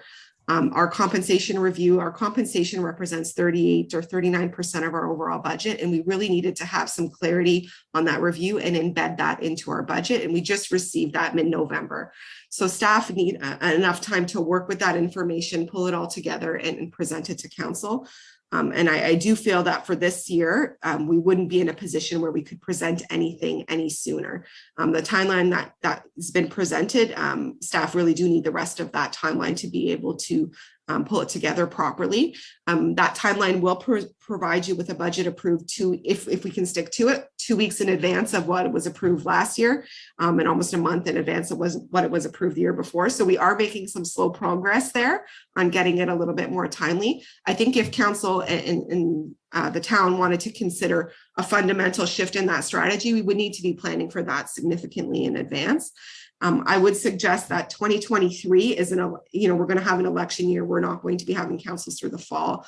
In an election year, it does make sense for your budget to be approved in, January, February timeframe. So you're probably going to see a similar timeframe next year.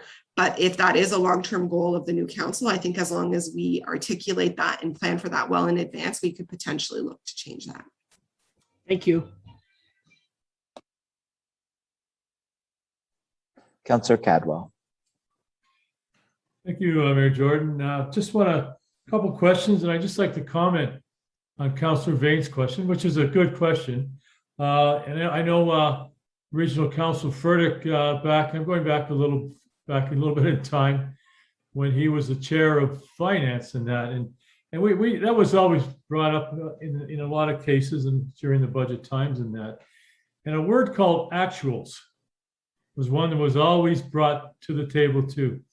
And I know it's from my perspective, the budgets are coming in a lot quicker time frame, but I like to see actuals. I really do. That helps me a lot in my decision making. For the budget of for the next year coming up. So that's one thing that was always had. We always had discussion on that. Councillor Vane was actuals. I know the town of Lincoln, they've completed theirs. I'm not going to speak for other municipalities, whether they're able to get their actuals in when they do their budgets that early or not that early, but in that time frame for the existing year, because it can be especially a huge challenge for staff. Obviously, all the bills have to be paid and all the revenue has to come in for actuals. So anyways, just throwing that out, Councillor Vane. Just a couple things, Melanie. Great report.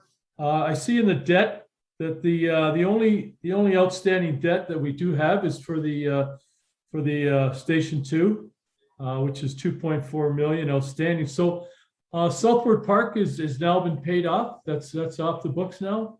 That's my first question, Melanie. That's correct. The only debt the town has at this point is the 2.4 million remaining on the fire station. Oh, that's great. That's a great news story too, Melanie. Thank you.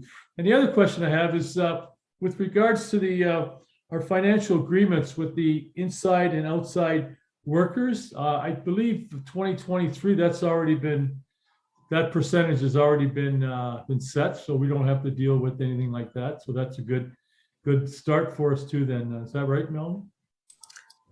That's correct, Councillor Cadwell. So there was a commitment in both of those agreements to 2023, and we are honoring those, and we're building in our new strategy on top of that, and we will show you the impacts of all of that with the budget that we'll present to you in February. Great. Thank you, Melanie. Great report. Thank you. Councillor Bothwell. Thank you, Mayor Jordan, and thanks, Melanie, for the work put into this report. And I know it probably, I just want to clarify maybe the focus that you have on the examples for the capital priorities that the town's looking to put forward in the next budget. And it has one-time corporate initiatives, excluding capital projects, list a number of things, including like the Grimsby Secondary School Study, the Main Street East Secondary Plan, the Main Street East Heritage District Study. So as we know, the HCD for Main Street East is being undergone right now, but I don't see, we're into year 3 of this council's strategic priorities, and we had set aside and noted in the development charges as well that the Heritage Master Plan should be one of our priorities. And as I said, we're into year 3, and I haven't seen that come forward yet as a priority within the budget, and doesn't appear to be on this list. So I just would like to know if you're seeing that as a priority, that we're going to get that actually accomplished in this term of council or put forward. It's noted that we should have that in place before we move forward with doing any more HCDs or any other recommendations, although I believe that they can certainly feed into a Heritage Master Plan quite well, and that the timing of a Heritage Master Plan versus individual HCDs is not necessarily a conflict, in the sense that Heritage Master Plan is only a guiding document, and HCDs are actually a statutory tool. So I would just like you to, if you could clarify if you see the Heritage Master Plan, because we're looking at moving forward with the region's official plan and then coming into compliance by, as it notes here, doing our own official plan review. And it might be timely to have that Heritage Master Plan incorporated somehow into the OP review we're doing. So that's one of my questions. The second is, I know you're talking about spreading out the enabling charges, such as the IT and common expenditures, that are shared between different departments. One of them, I think, that you're looking at now spreading out is the legal. And I just wanted, it came up in discussion at library. I just wanted to understand how, if a department has absolutely no costs or incurred for legal, and never has, it may put additional pressure on on the library's budget, for instance, to now forecast for those costs. And then they don't benefit from the use necessarily of those services. So is there any way to look at only the users that are actually the key users of a service, and then only allocating it to them, so that it's, I know it's like school taxes. Everybody pays school taxes, even if you don't have kids going to school. So I just want to understand your understanding on that and how it's proportionated. Thank you. Thank you very much, Councillor Bothwell. So I'll take a stab at the first one, and I see Antoinette has come online, so she can provide a little bit of clarity as well. The first thing I'll say is that the listing we provided here is by no means an all-inclusive listing. So we tried to provide some of the top items or the larger items that we know staff is working towards, but there are definitely a lot of other items that are being worked on that you will see in the fulsome budget for 2022. So please don't believe that the bulleted lists on page 7 of the report are all inclusive. With that said, I was surprised when we've gone through some of the first passes of these budget. There is a lot of ambitious initiatives going on for our 2022 budget. That's part of the reason we called out these one-time corporate initiatives separately, because they are very significant. And I don't think we've had quite as many as we're proposing for 2022 in some of our previous versions of the budget. So I thought it was appropriate to start to provide some clarity on that, because there is a reality to how much we can achieve in any one given year.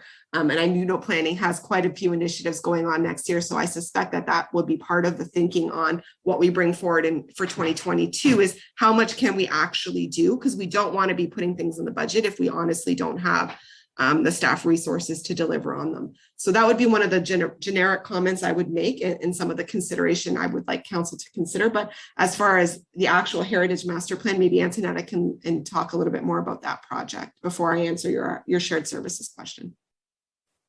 Thanks, Mel. Through you, Mr. Mayor. I think you got it, right? We don't know if we can deliver with all of these competing priorities. That was anticipated to go first. Main Street East became a priority. We've made that a priority.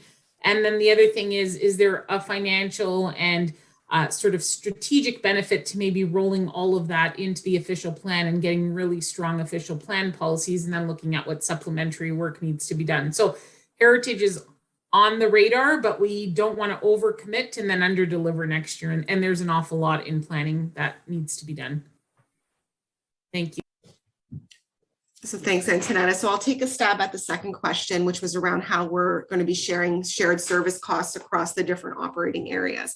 So one of the most important things we looked at when we were building this guideline was to try to drive some consistency. We had very inconsistent allocation methodology prior to this, which is why we put a guideline in place to make sure that every single area where we are going to share costs, we're going to do so based on the same driver, and we're going to do it consistently. With that said, it is allocation methodology. So your point is well taken, Councillor Bothwell. This isn't an exact science of, and exactly how much everybody gets. It is a methodology. And there isn't perfection necessarily always there, but it is intended to be generally representative. With that said, our guideline in how we intend to apply this guideline to 2022 is we're going to implement the methodology, and we're only going to allocate those costs to the area where there is an opportunity to recover non-tax funding, non-tax levy funding.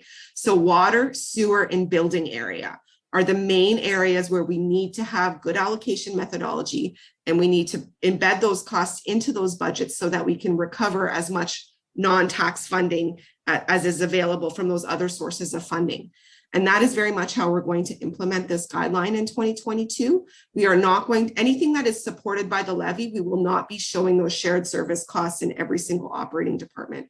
So the library will not be seeing additional allocations for any of these shared service areas in 2022 budget.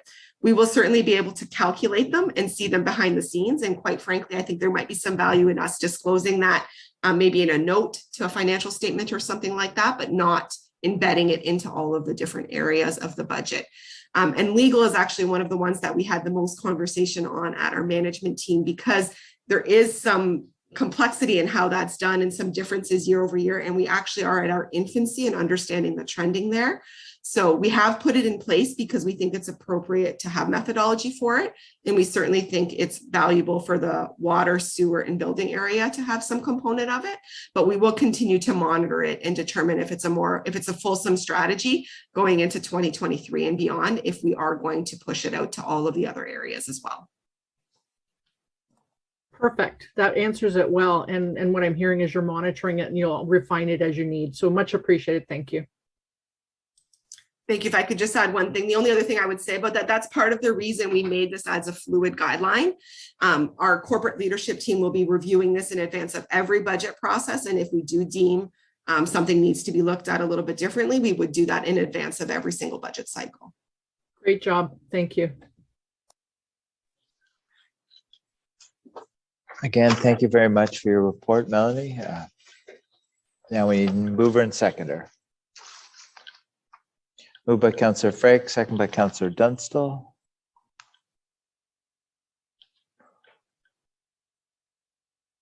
Moved by Councillor Frake, second by Councillor Dunstall. Resolved that report FIN 21-34 2022 budget strategy and schedule dated December 6, 2021 be received. All in favor? And that's carried.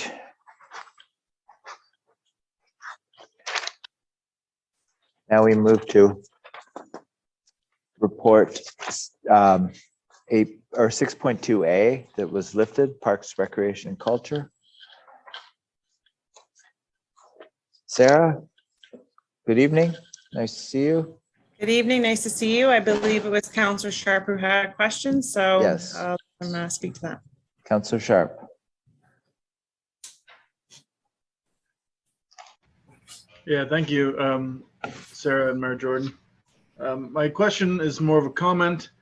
I've been announcing this a few times, and we've got the minutes to the agenda. This report is actually here.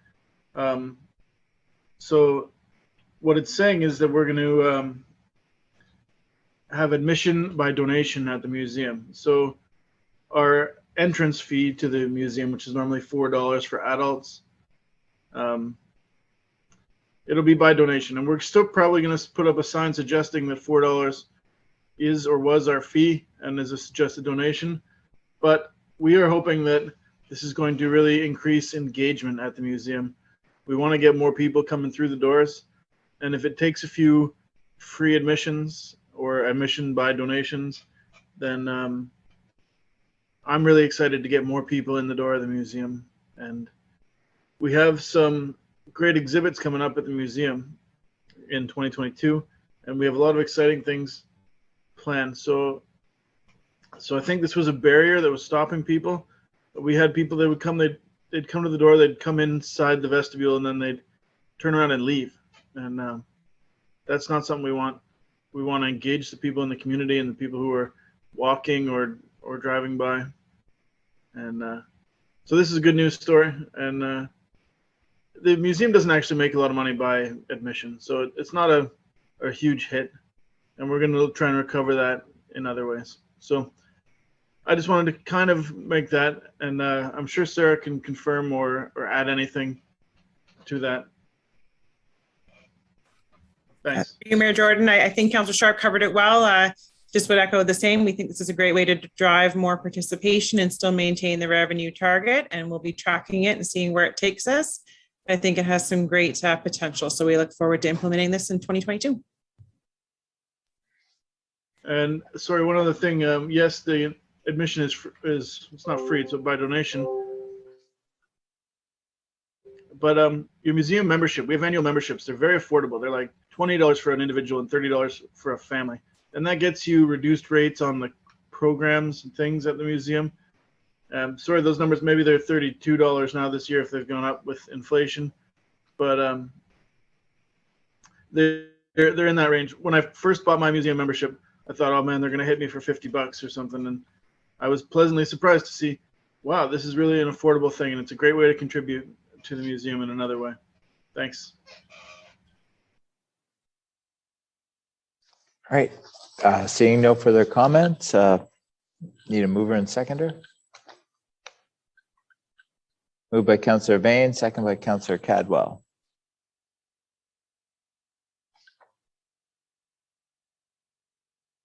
Moved by Councillor Vane, second by Councillor Cadwell. Resolved that report DRS 21-27 Grimsby Museum admission fees dated December 6, 2021 be received for information.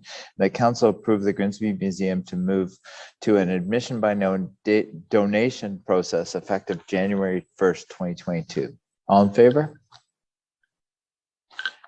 That's carried.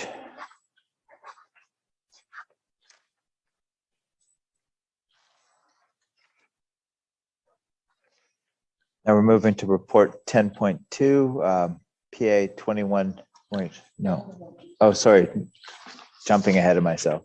Report 9.1A, report DPW 21-30, Roberts Road Traffic Considerations Report. Brandon or Michael? Well, Brandon first. Sorry. Thanks. No, that's no problem. Thank you, Mr. Mayor. We actually have two traffic reports before you this evening. Michael Palumba, our traffic engineering technologist, transportation engineering technologist, has done most of the legwork on this and has authored both the reports. So I'm just going to ask him to provide you an overview of both the reports, and both myself and Michael are here to answer any questions at the end. Great. Thank you, Brandon.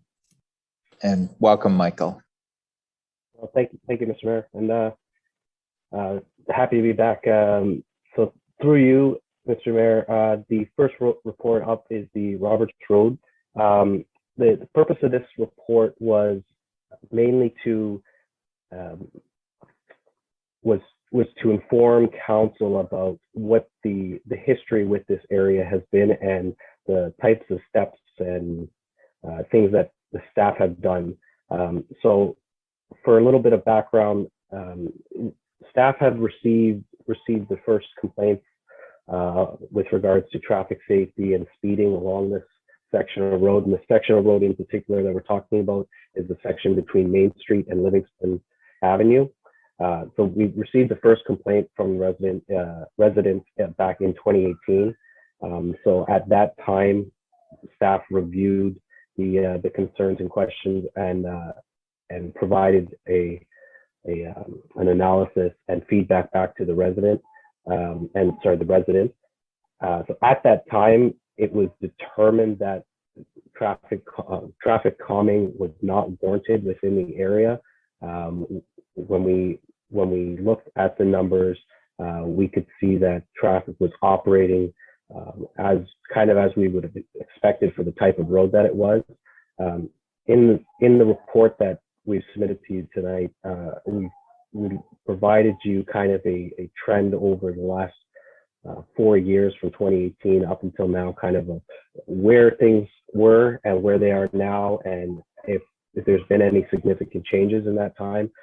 As we could see, there hasn't really been any significant changes with regards to speed and compliance. So in terms of where we are now, we're kind of at the same place we were back in 2018.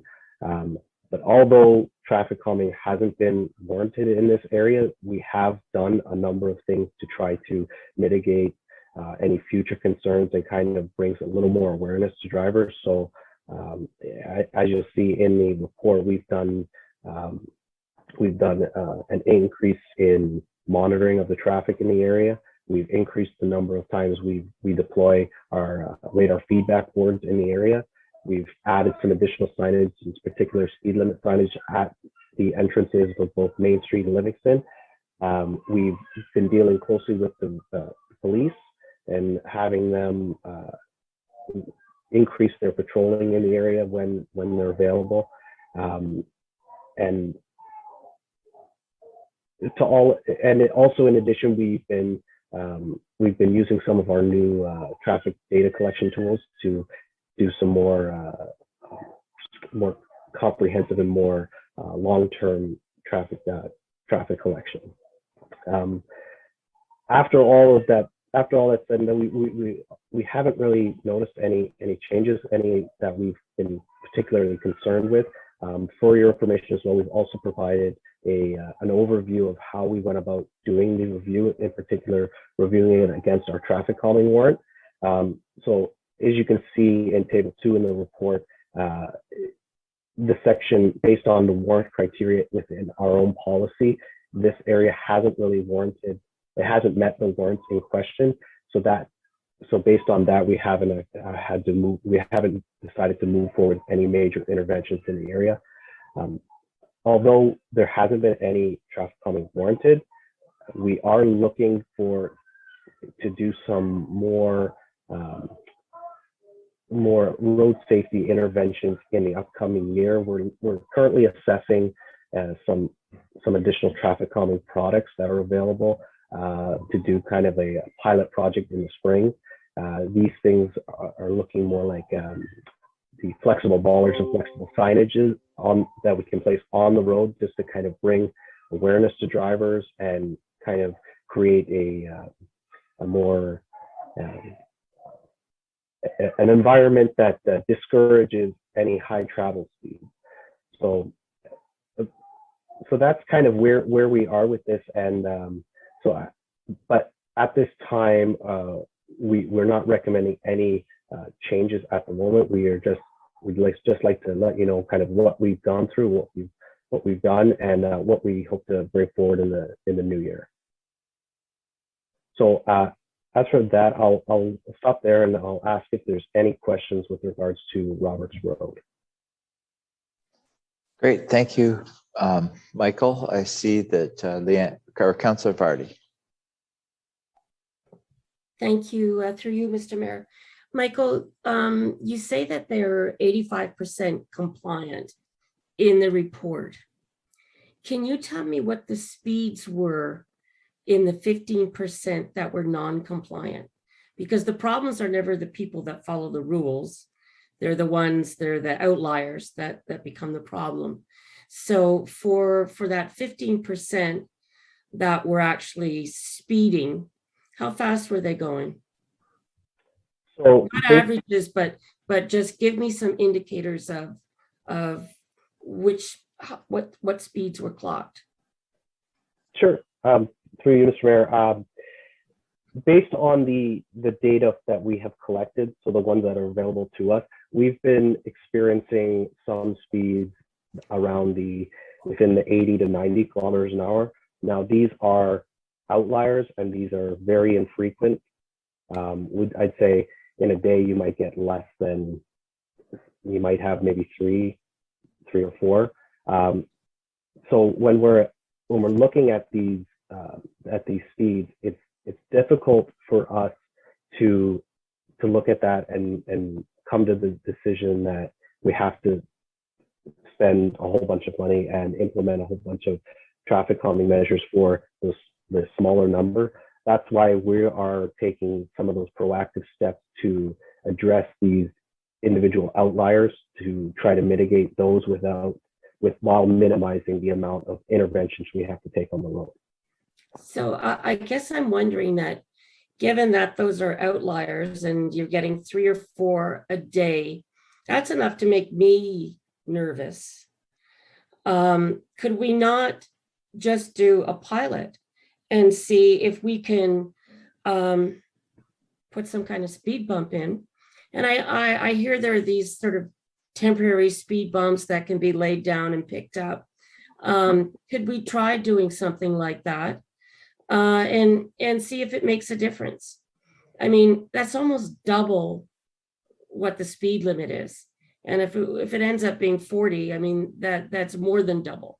So could we not just try a pilot with a measure that isn't going to affect the 85%, but when someone hits it going 90, it's gonna do damage.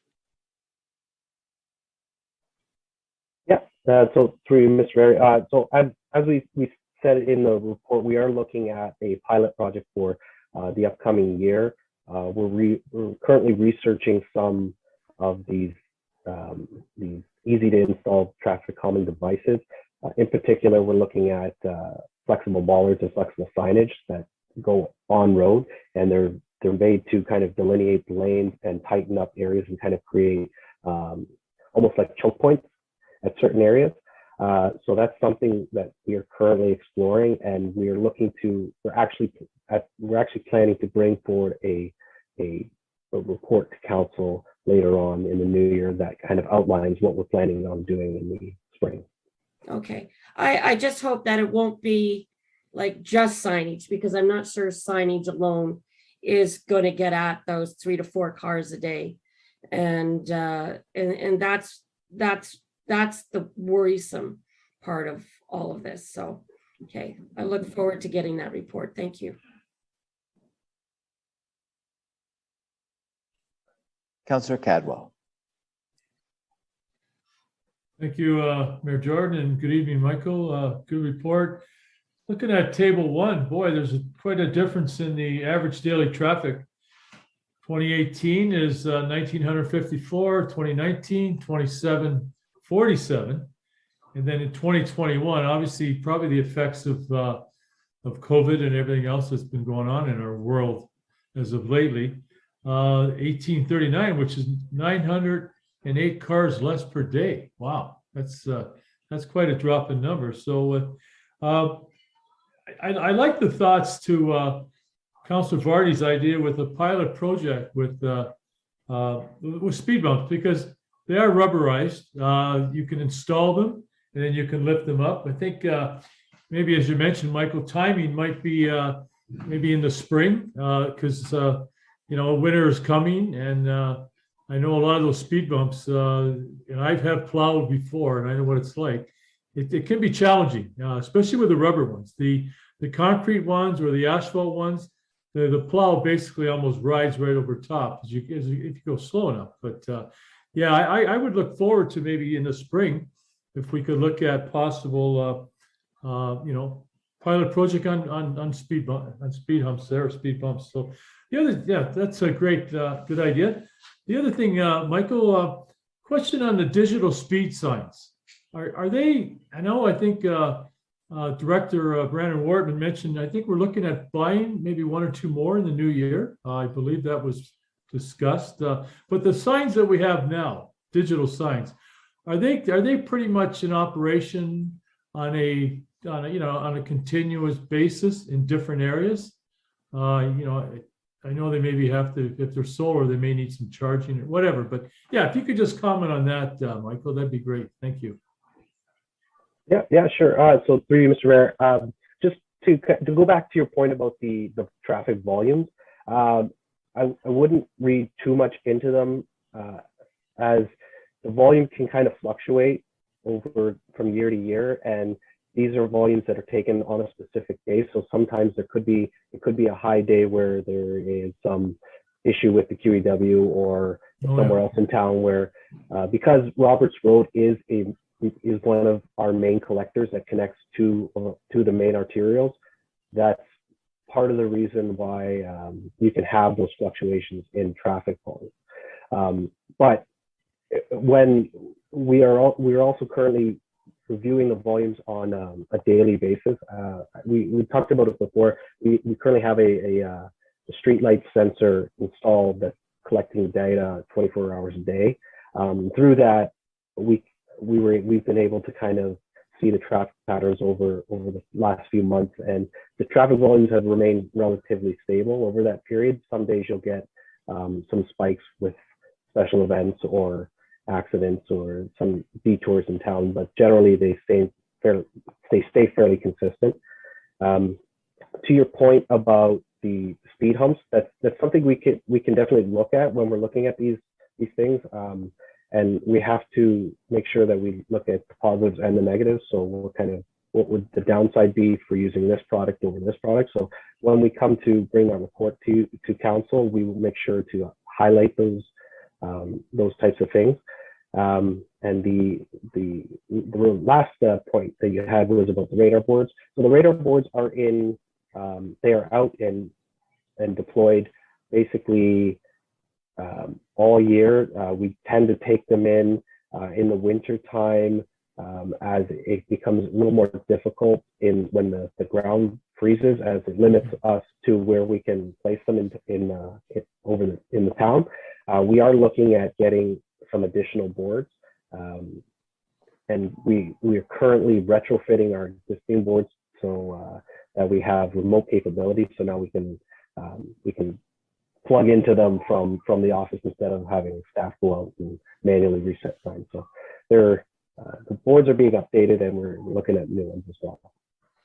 Oh, that's good. Thank you very much, Michael. And I'm glad you brought up the point about with the average daily traffic, which can fluctuate, obviously, because I think it was last Thursday or Friday, they had the cement truck that rolled over on Bartlett Avenue off ramp, which sent a lot of vehicles up down our main arteries, as you mentioned. That's a good point. Yeah, thank you, Michael. No problem. Councillor Bothwell. Thank you, and thanks, Michael. Quick question: is part of Roberts Road designated 40 kilometers by Willow Lane, and how did you factor that into this data? Because I don't see anything that refers to that section specifically. Thank you. Sure, through you, Mr. Mayor. So, Robert, in the section between Main Street and Livingston Avenue, that entire section is 50 kilometers an hour. The section north of Livingston Avenue going towards South Service Road, there is a 40-kilometer speed limit in there that was put in due to the park that's on the west side. But the speed limit on the south side of Livingston Avenue is 50 kilometers an hour. Thank you. Councillor Vane. Thank you. To Michael and Brandon, while I know every member of this council has spoken to a particular resident on Robert Street at one point or another about the concerns raised, but my concern is a little more broad. I realize this one particular resident has been quite persistent with the emails and stuff, but I don't want us to overlook other streets. For example, Lake Street, Winston Road, Main Street, Dorchester, all of these streets, and no disrespect to the resident, I realize to them it's a huge concern, and I've spoken with them at length, but these other streets, in my opinion, are far more dangerous, have been far bigger issues than just the past few years.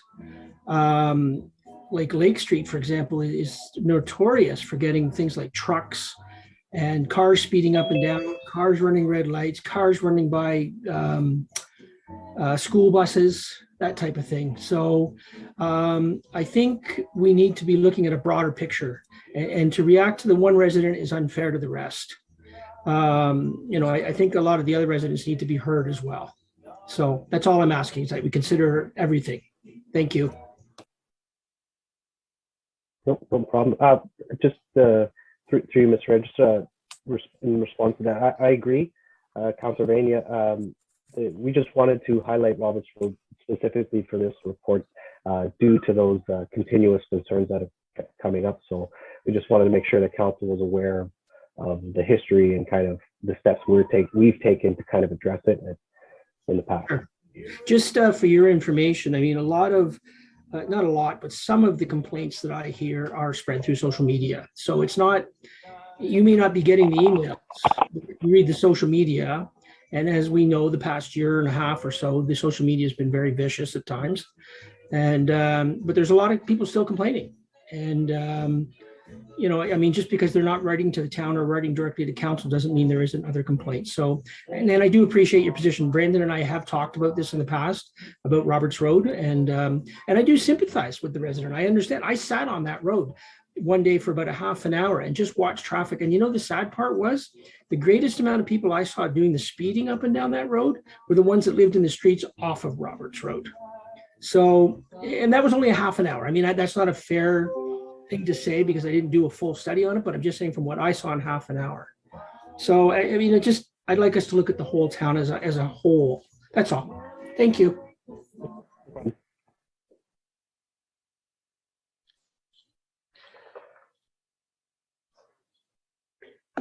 All right. Michael, it looks like there's no further questions. You can continue with your other part of your report. Oh, I guess we passed this one first, and then you do the rest of your report. So I need a mover and seconder for the Roberts Road traffic considerations. Oh, Councilor Sharp, you'd like to speak? Yeah, thanks, Mayor Jordan. I just had one question. Michael, we talked, actually, Brendan and I talked a little bit about those removable, and I think you mentioned the flexible signage that goes on the road. Can you tell me a little bit more about that? And when could we do something to that effect? What's the approximate cost? And do we know anything about how effective it is? Mike, maybe I'll take that. So through you, Mr. Mayor, Councillor Sharp. So we will be looking at some initiatives bringing forward next year as part of our budget. So we're just having to put that together right now. And that'll be including, how many of these locations we could consider, how many additional devices that we could put towards additional purchases, all keeping in mind, again, that we're, just being careful with asking for too much money in the times that we're dealing with. So in terms of the actual installations, I think we can give you a better idea of the costs when we bring that report forward to you in January, or earlier in the year, I should say. Okay, thank you. Are these things portable? Like, could you put them at Roberts Road for a year and then could you unbolt them? Because I think they bolt down. And could you put them somewhere else for a year? Mike, you want to take that one? Yeah, sure. So through you, Mr. Mayor, yes, they are portable. The purpose of this pilot is to look at kind of a temporary spring summer solution when the risk to vulnerable road users is higher. There's more people out on the road walking, cycling. But yeah, they are able to be picked up and moved as they're just bolted down. Just to go back to your other question about the efficacy, again, this type of treatment is fairly new, and I'd say over the last year, some of the larger municipalities in the area have started to test them out as well. So everybody's currently assessing whether or not they are effective. So the goal for us would be to get in on that and try to see if these things can have any sort of effect on the existing travel patterns. And as they're they're less of an intrusive measure, and one that might be easier for people to accept than if we were to go, say, hard with a speed bump, for example. Okay, thank you. And just one final comment. I have a friend who was a counselor in West Lincoln, and he said we were discussing whether they use these, and he says they do. And he says he gets a lot of complaints from the residents who live there that they don't like having them in their neighborhood. And I mean, I believe there is some efficacy in slowing people down, and part of the reason is because it narrows the path of travel.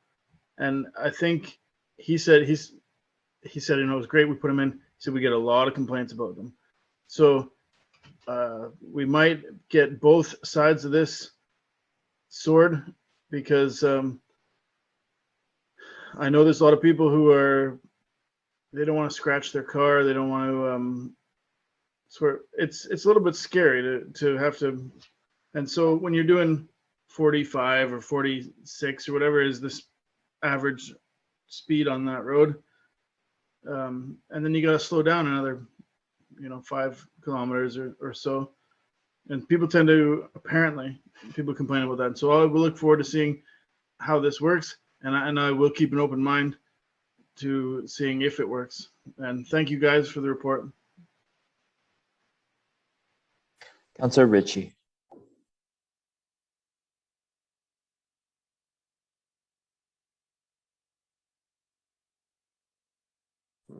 Thank you. Through you, Mayor Jordan. Just off topic here, just wanted to let you know that I'm offline. You can't see me. We've had a power outage at this end of town, and it's affected all of internet and everything. So I'm not sure if it's affected Councillor Frake also. You might see some screens frozen, but I just wanted to give you that update. Thank you, Councillor Ritchie. All right. Seeing no further questions or comments, need a mover and seconder for the motion. Moved by Councillor Vane.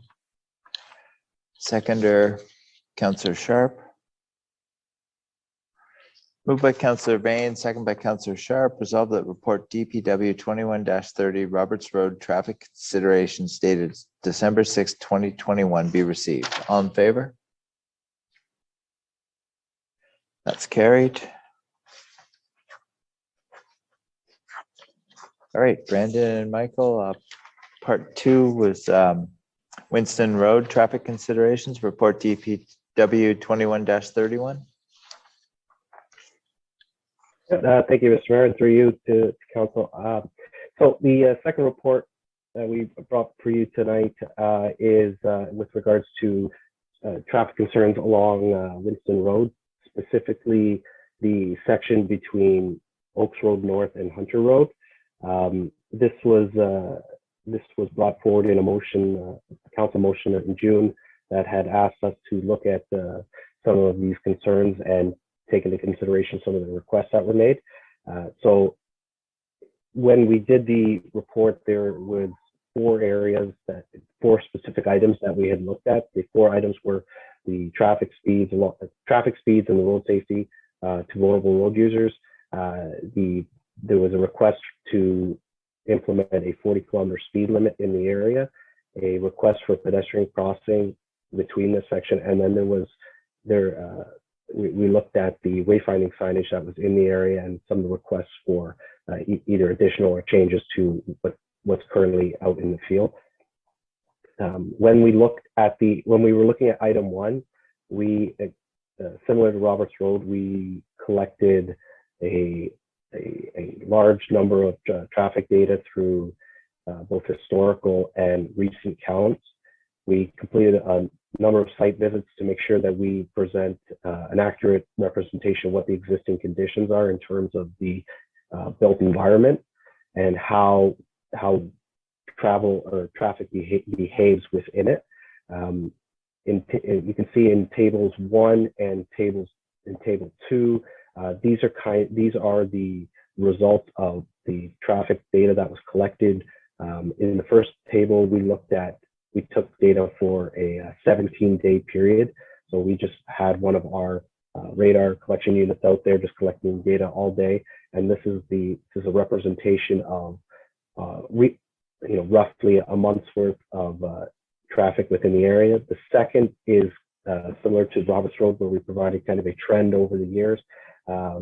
This section of Winston is on our annual count, is within our annual count program, so it's counted regularly. So as for that, we have some historical counts from 2019 and 2020, just to kind of show how things are operating. What we found from our review was actually quite promising. As you can see, the volume year over year has remained relatively the same. However, based on the data collected, we have been seeing the average speeds and the compliance trending in a positive direction. So back in 2019, they were a little bit higher, and they've been steadily decreasing over the years, which is a positive sign, and one that we not necessarily would have expected from an area such as this. This between Roberts Road and Oaks Road, it's nearly a kilometer stretch of road. It's generally flat. There are a few driveways coming off of it, but they're very low volume. So and it's a wide pavement platform with pedestrians that are physically separated from the roadway. There's lay-by parking, which further takes any kind of obstruction for drivers off the road. So when you look at an area like that, you would generally expect that the travel speeds would be higher due to the limiting factors that are currently at play. So we took all that data again to complete a holistic review. We plugged it into our traffic calming warrant policy, and again, it didn't quite satisfy our policy for requiring additional intervention. Similar to Roberts Road, however, we have been trying to take a more proactive approach to the area because it is a busy area. There's been a lot of focus on it from both members of council and both residents. So there's concerns, so we're trying to address that as best we can without interfering with significant countermeasures. Over the last couple of years, we've made sure to increase our monitoring with regular data collection, and again with our radar boards, we've identified this area as a high priority area. So radar boards are deployed there more frequently and for longer periods of time, just again to bring some awareness to drivers. We're looking to paint some additional lane lines in the area. As it is right now, there really isn't any lines on the pavement, but we're looking to put some in to further kind of tighten up the lanes and delineate the travelway a bit better, so that way we avoid any sort of crossing of the center line. And again, we are looking at this area as a potential candidate for our pilot project in the spring, with looking at traffic calming treatments, specifically the flexible ballers again. Because this is such a long stretch of road, having something of this manner in the area could help to really deter any of those outlier offenders that are traveling through. And so that was pretty much it when we were looking at travel speeds. Second item up, we were asked to consider reducing the speed limit from 50 kilometers an hour to 40 kilometers an hour, specifically to tie in back into our town-wide initiative that we conducted a few years back, where we installed 40-kilometer speed limits around our parks. The request was to look at the park that was within the Bravo condo development. So when we were reviewing it, we looked at what the criteria that we had used back when we did our previous analysis. That criteria was looking at things like, is it a local, is it a collector road? Does it have direct access to the travelway? Is it, how close would a vulnerable road user or a person who is utilizing that park be to the travelway? Is there sidewalks in the area, and what's the pedestrian activity like? After we went through that all, we found that it really didn't quite meet that criteria that we had used. The park itself is set back into the development, so the actual main access to it is within the internal road system and not from Winston Road. And on top of that, there is the lay-by parking stalls that are along the south side of Winston, which provide roughly a 6-meter buffer between the travelway and the sidewalk. So the actual conflict between a pedestrian and a car on the street is very low from that standpoint. So due to those factors, we felt that it didn't meet that criteria, so we weren't recommending it at this time. Item number 3, a request for a pedestrian crossing. So for this request, we would actually need to complete a more comprehensive study, because we don't actually have data on the number of pedestrians wanting to cross within the mid-block. We'd have to look at, is there a demand for it, and where would be the best location if one was to be required. Also, it would, with the type of pedestrian crossing for this location that would be required, would have to be one with a little bit more protection due to the high number of traffic volume on the street. So, for example, if we were to put in a PXO, we would most likely be recommending one that has bump outs, signage, and potentially flashing beacons to warn drivers that there's pedestrians that are trying to cross. So there could be a significant cost with it. So that's something that we would have to take a further dive into. The other big question for this type of request is where are the people trying to go? So if you're trying to cross from the south to the north, we have a multi-use path up on the north, but we have a sidewalk that stretches the entire length. So is there really a need for a mid-block crossing? We're not sure yet. We have to collect some more data on that. The other issue could be during the winter time if a crossing is provided. We currently don't maintain the multi-use path during the winter, so we would be looking at potentially closing that crossing in the winter, or we would have to then put more resources towards keeping that multi-use path clear in order to keep that crossing available. So those were all the things that we had considered, and as we kind of concluded, we'd like to take this away and come back with a more comprehensive review in the new year. And the final item that we had looked at was the existing wayfinding signage. So a few years back in 2018, staff had looked at installing some new signage to direct vehicles and heavy trucks along Windward and to the North Service Road to try to have them avoid going through the new Main Street area along Winston Road and continuing on into the residential neighborhood. So what was installed was we incorporated truck route signage at the intersection, approaching the intersection at Place Polonaise Drive. The truck route sign is showing an arrow pointing, trying to direct traffic to turn left at the signal, travel down along Windward, and then down to the service road, where there's also a sign at the intersection there directing people to the service road. And there's also a third sign that we installed along Winston at Lake Lawn Drive. This was installed as a kind of a final warning for any of the commuter traffic that ignored the sign and went through and is looking to get to the highway.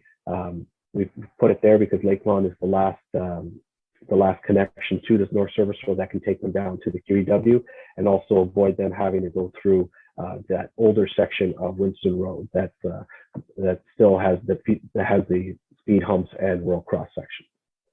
So the purpose of this was just to inform council of what we've done and kind of how it's been working. We've noticed that it has been working fairly well. We're seeing a lot more traffic on the North Service Road than on Winston Road, specifically that section of Winston Road from west of Oaks Road. When we look back to 2010 to today, there's actually a 60% reduction in the number of cars that are traveling along that section of Winston, so that is a positive. Due to these numbers and kind of the layout of the signs that we put in, we don't feel that there's any additional signage or changes to the signage that's currently needed. So with that, those were the 4 items that we had looked at, and the main takeaway from this again is that we would like to go move forward in the spring with further analysis of maybe putting in some proactive traffic calming along Winston Road as a way to, again, keep those speeds low and prevent any future kind of outliers or dangerous driving behavior. So with that, I'll end and I'll take any questions. Thank you, Michael. Councillor Bothwell.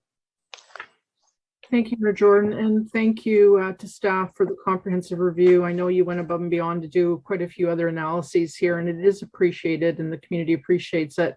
I just wanted to draw to your attention that when we're comparing, for instance, Roberts Road, which is also another collector road, Winston Road, even with the lay-by parking, which was supposed to be a traffic calming measure, we still have significantly higher average speeds from Roberts Road.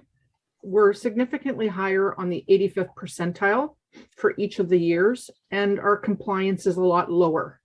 So when we look at those numbers, in fact, like the compliance was 79% in 2019 for Roberts Road, 87% for us. 87% for Roberts Road, 79% for Winston. In 2021, it was 88% for Roberts Road and 86 only 0.3 for Winston. So we have a lower compliance. Our 85th percentile is higher. It was 63.7 in 2019, and Roberts Road was 59.3. And then in 2021, again, ours is 58.5 and Roberts Road was 57.8. So overall, even though we have traffic calming measures in place and we have a higher volume of traffic, our peak volume is higher and our average speeds and our 85th percentile still seems to be higher. So I appreciate that I think one of the key things I've heard from the neighborhood is we really, really appreciate the NRP coming in and doing that targeted enforcement at the peak times and days of the week. And it did send a message. It slowed people down. I think we need just to, if you can continue that relationship, that's the strongest tool we have to try to continue to get those repetitive drivers to understand this is not acceptable. The second thing, I appreciate that you're also continuing to keep us with the radar boards and the monitoring, and you know that we're such a high growth area that we need that little bit more hand holding to watch how we're growing and how to adapt. And I also appreciate that you're going to look at continued traffic calming measures, the painting of the lines and the potential bollards in the spring as well. And I think that if we're going to look at Roberts Road, we should be definitely looking at Winston, which you've said as a pilot, because again, we're very comparable, if not a higher risk area from the numbers from what I can see. So I appreciate your putting this together and that you're going to continue to move forward to try to listen and try to find some ways to help us keep calm in the neighborhood on Winston and keep people driving at an acceptable rate. So thank you. Thank you.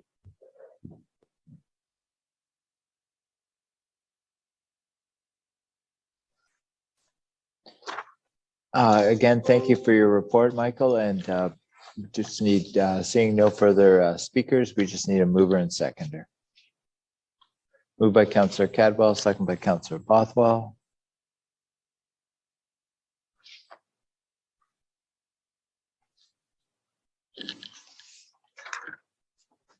Moved by Councillor Cadwell, second by Councillor Bothwell. Resolve the report DPW 21-31 Winston Road traffic considerations dated December 6, 2021 be received.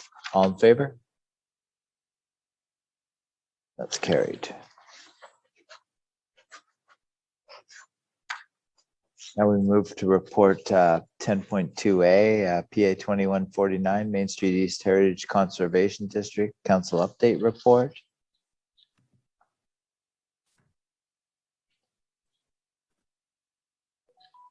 Antonetta? Antonetta? Thank you, through you, Mr. Mayor. Mayor, can we put a motion on the floor at this point to defer? Just because of the power outage, that there's just a lot of people who can't participate or listen in via. Yeah, I think under the consideration with Main Street East being in the dark right now, we're missing 3 councilors or they're calling in. And I think that the power is out in all of Main Street East. It's certainly affecting parts of Ward 2 and parts of Ward 1. So I think a motion to defer is appropriate. Sorry, Mr. Mayor, if you can hear me, I'm sitting in the dark. I can't even read the report, but I'm sure there's a lot of people that are very interested in this particular part of the agenda, and they can't log on and they can't get onto the council at all. So it might be a good idea to defer this. All right, so I'll have you as a seconder. Moved by Councillor Bothwell, second by Councillor Frey. Resolved that report PA 21-49 Heritage Conservation District Study Update Report dated December 6, 2021 be deferred to, do you want a date? To next meeting? To next meeting. Mr. Mayor, also, I mean, because people can't log on, should we also consider deferring the council meeting as well? Yeah, I think what we'll probably do is, we'll come to that in a minute. This is on the floor now. I'll read it again. Moved by Councillor Bothwell, second by Councillor Frey. Resolved that report PA 21-49 Heritage Conservation District Update Report dated December 6, 2021 be deferred until next meeting. All in favor? That's carried.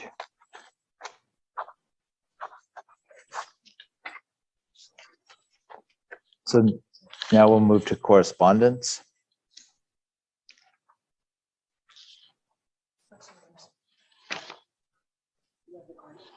Yes, we have the Year of the Garden presentation. That is a separate one. So we need a mover and seconder for endorsing that. Moved by Councillor Bothwell. Seconder, Councillor Sharp. Moved by Councillor Bothwell, seconded by Councillor Sharp. Whereas the Year of the Garden 2022 celebrates the centennial of Canada's horticultural sector, whereas gardens and gardening contribute to the quality of life in our municipality, our climate action goals, and create safe and healthy places where people can come together in the spirit of inclusivity and reconciliation. Whereas the Year of the Garden 2022 will highlight and celebrate the important contribution of gardeners, our local gardening organization, horticultural professionals, and local horticultural businesses which contribute to garden culture and experience of our municipality. Whereas gardens and gardening have helped us face challenges of the COVID pandemic, whereas Communities in Bloom in collaboration with the Canadian Garden Council invites all municipalities to celebrate the Year of the Garden 2022. Now therefore be it resolved that the town of Grimsby hereby proclaims 2022 as the Year of the Garden in celebration of the contribution of gardens and gardening in the development of our country, our municipality, and our lives of our citizens in terms of health, quality of life, and environmental challenges. And that the Saturday before Father's Day, National Garden Day, June 18th in 2022, be recognized as Garden Day in the town of Grimsby as a legacy of Canada's Year of the Garden 2022, and that town of Grimsby is committed to be a garden-friendly city supporting the development of its garden culture, and that all municipalities across Canada be invited to proclaim 2022 to be the Year of the Garden in their respective municipalities, and a copy of this resolution be provided to the FCM and for that purpose. All in favor? That's carried.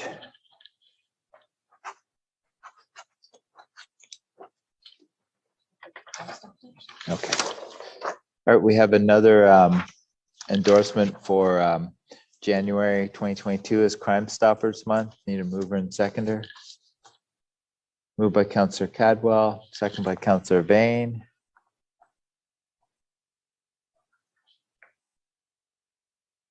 Moved by Councillor Cadwell, second by Councillor Vane. Resolved that the town of Grimsby proclaim January 2022 as Crime Stoppers Month and endorse the Crime Stoppers flag raising. All in favor? That's carried.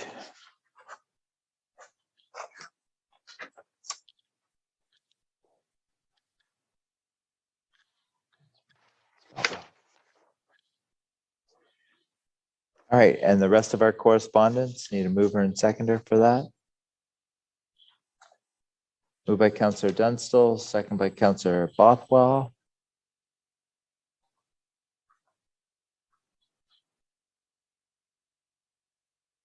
Moved by Councillor Dunstall, second by Councillor Bothwell. Resolved that the following correspondent items be received.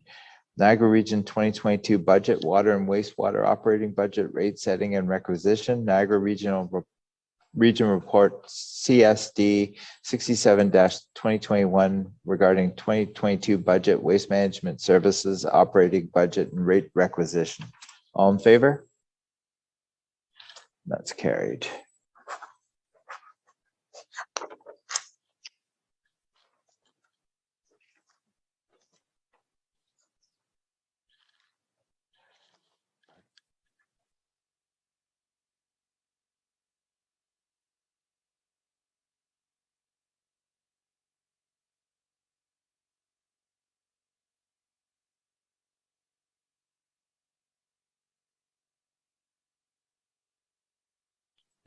The next meeting of the Committee of the Whole is scheduled for December 20th, 2021 at 6 p.m.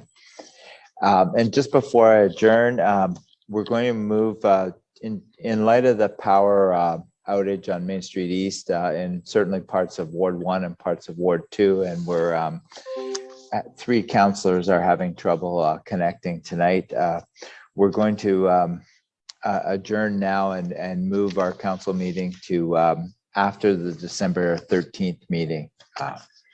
So we'll move it a week later. So this meeting is finished and we'll see everyone on the 13th. Thank you very much. Good evening.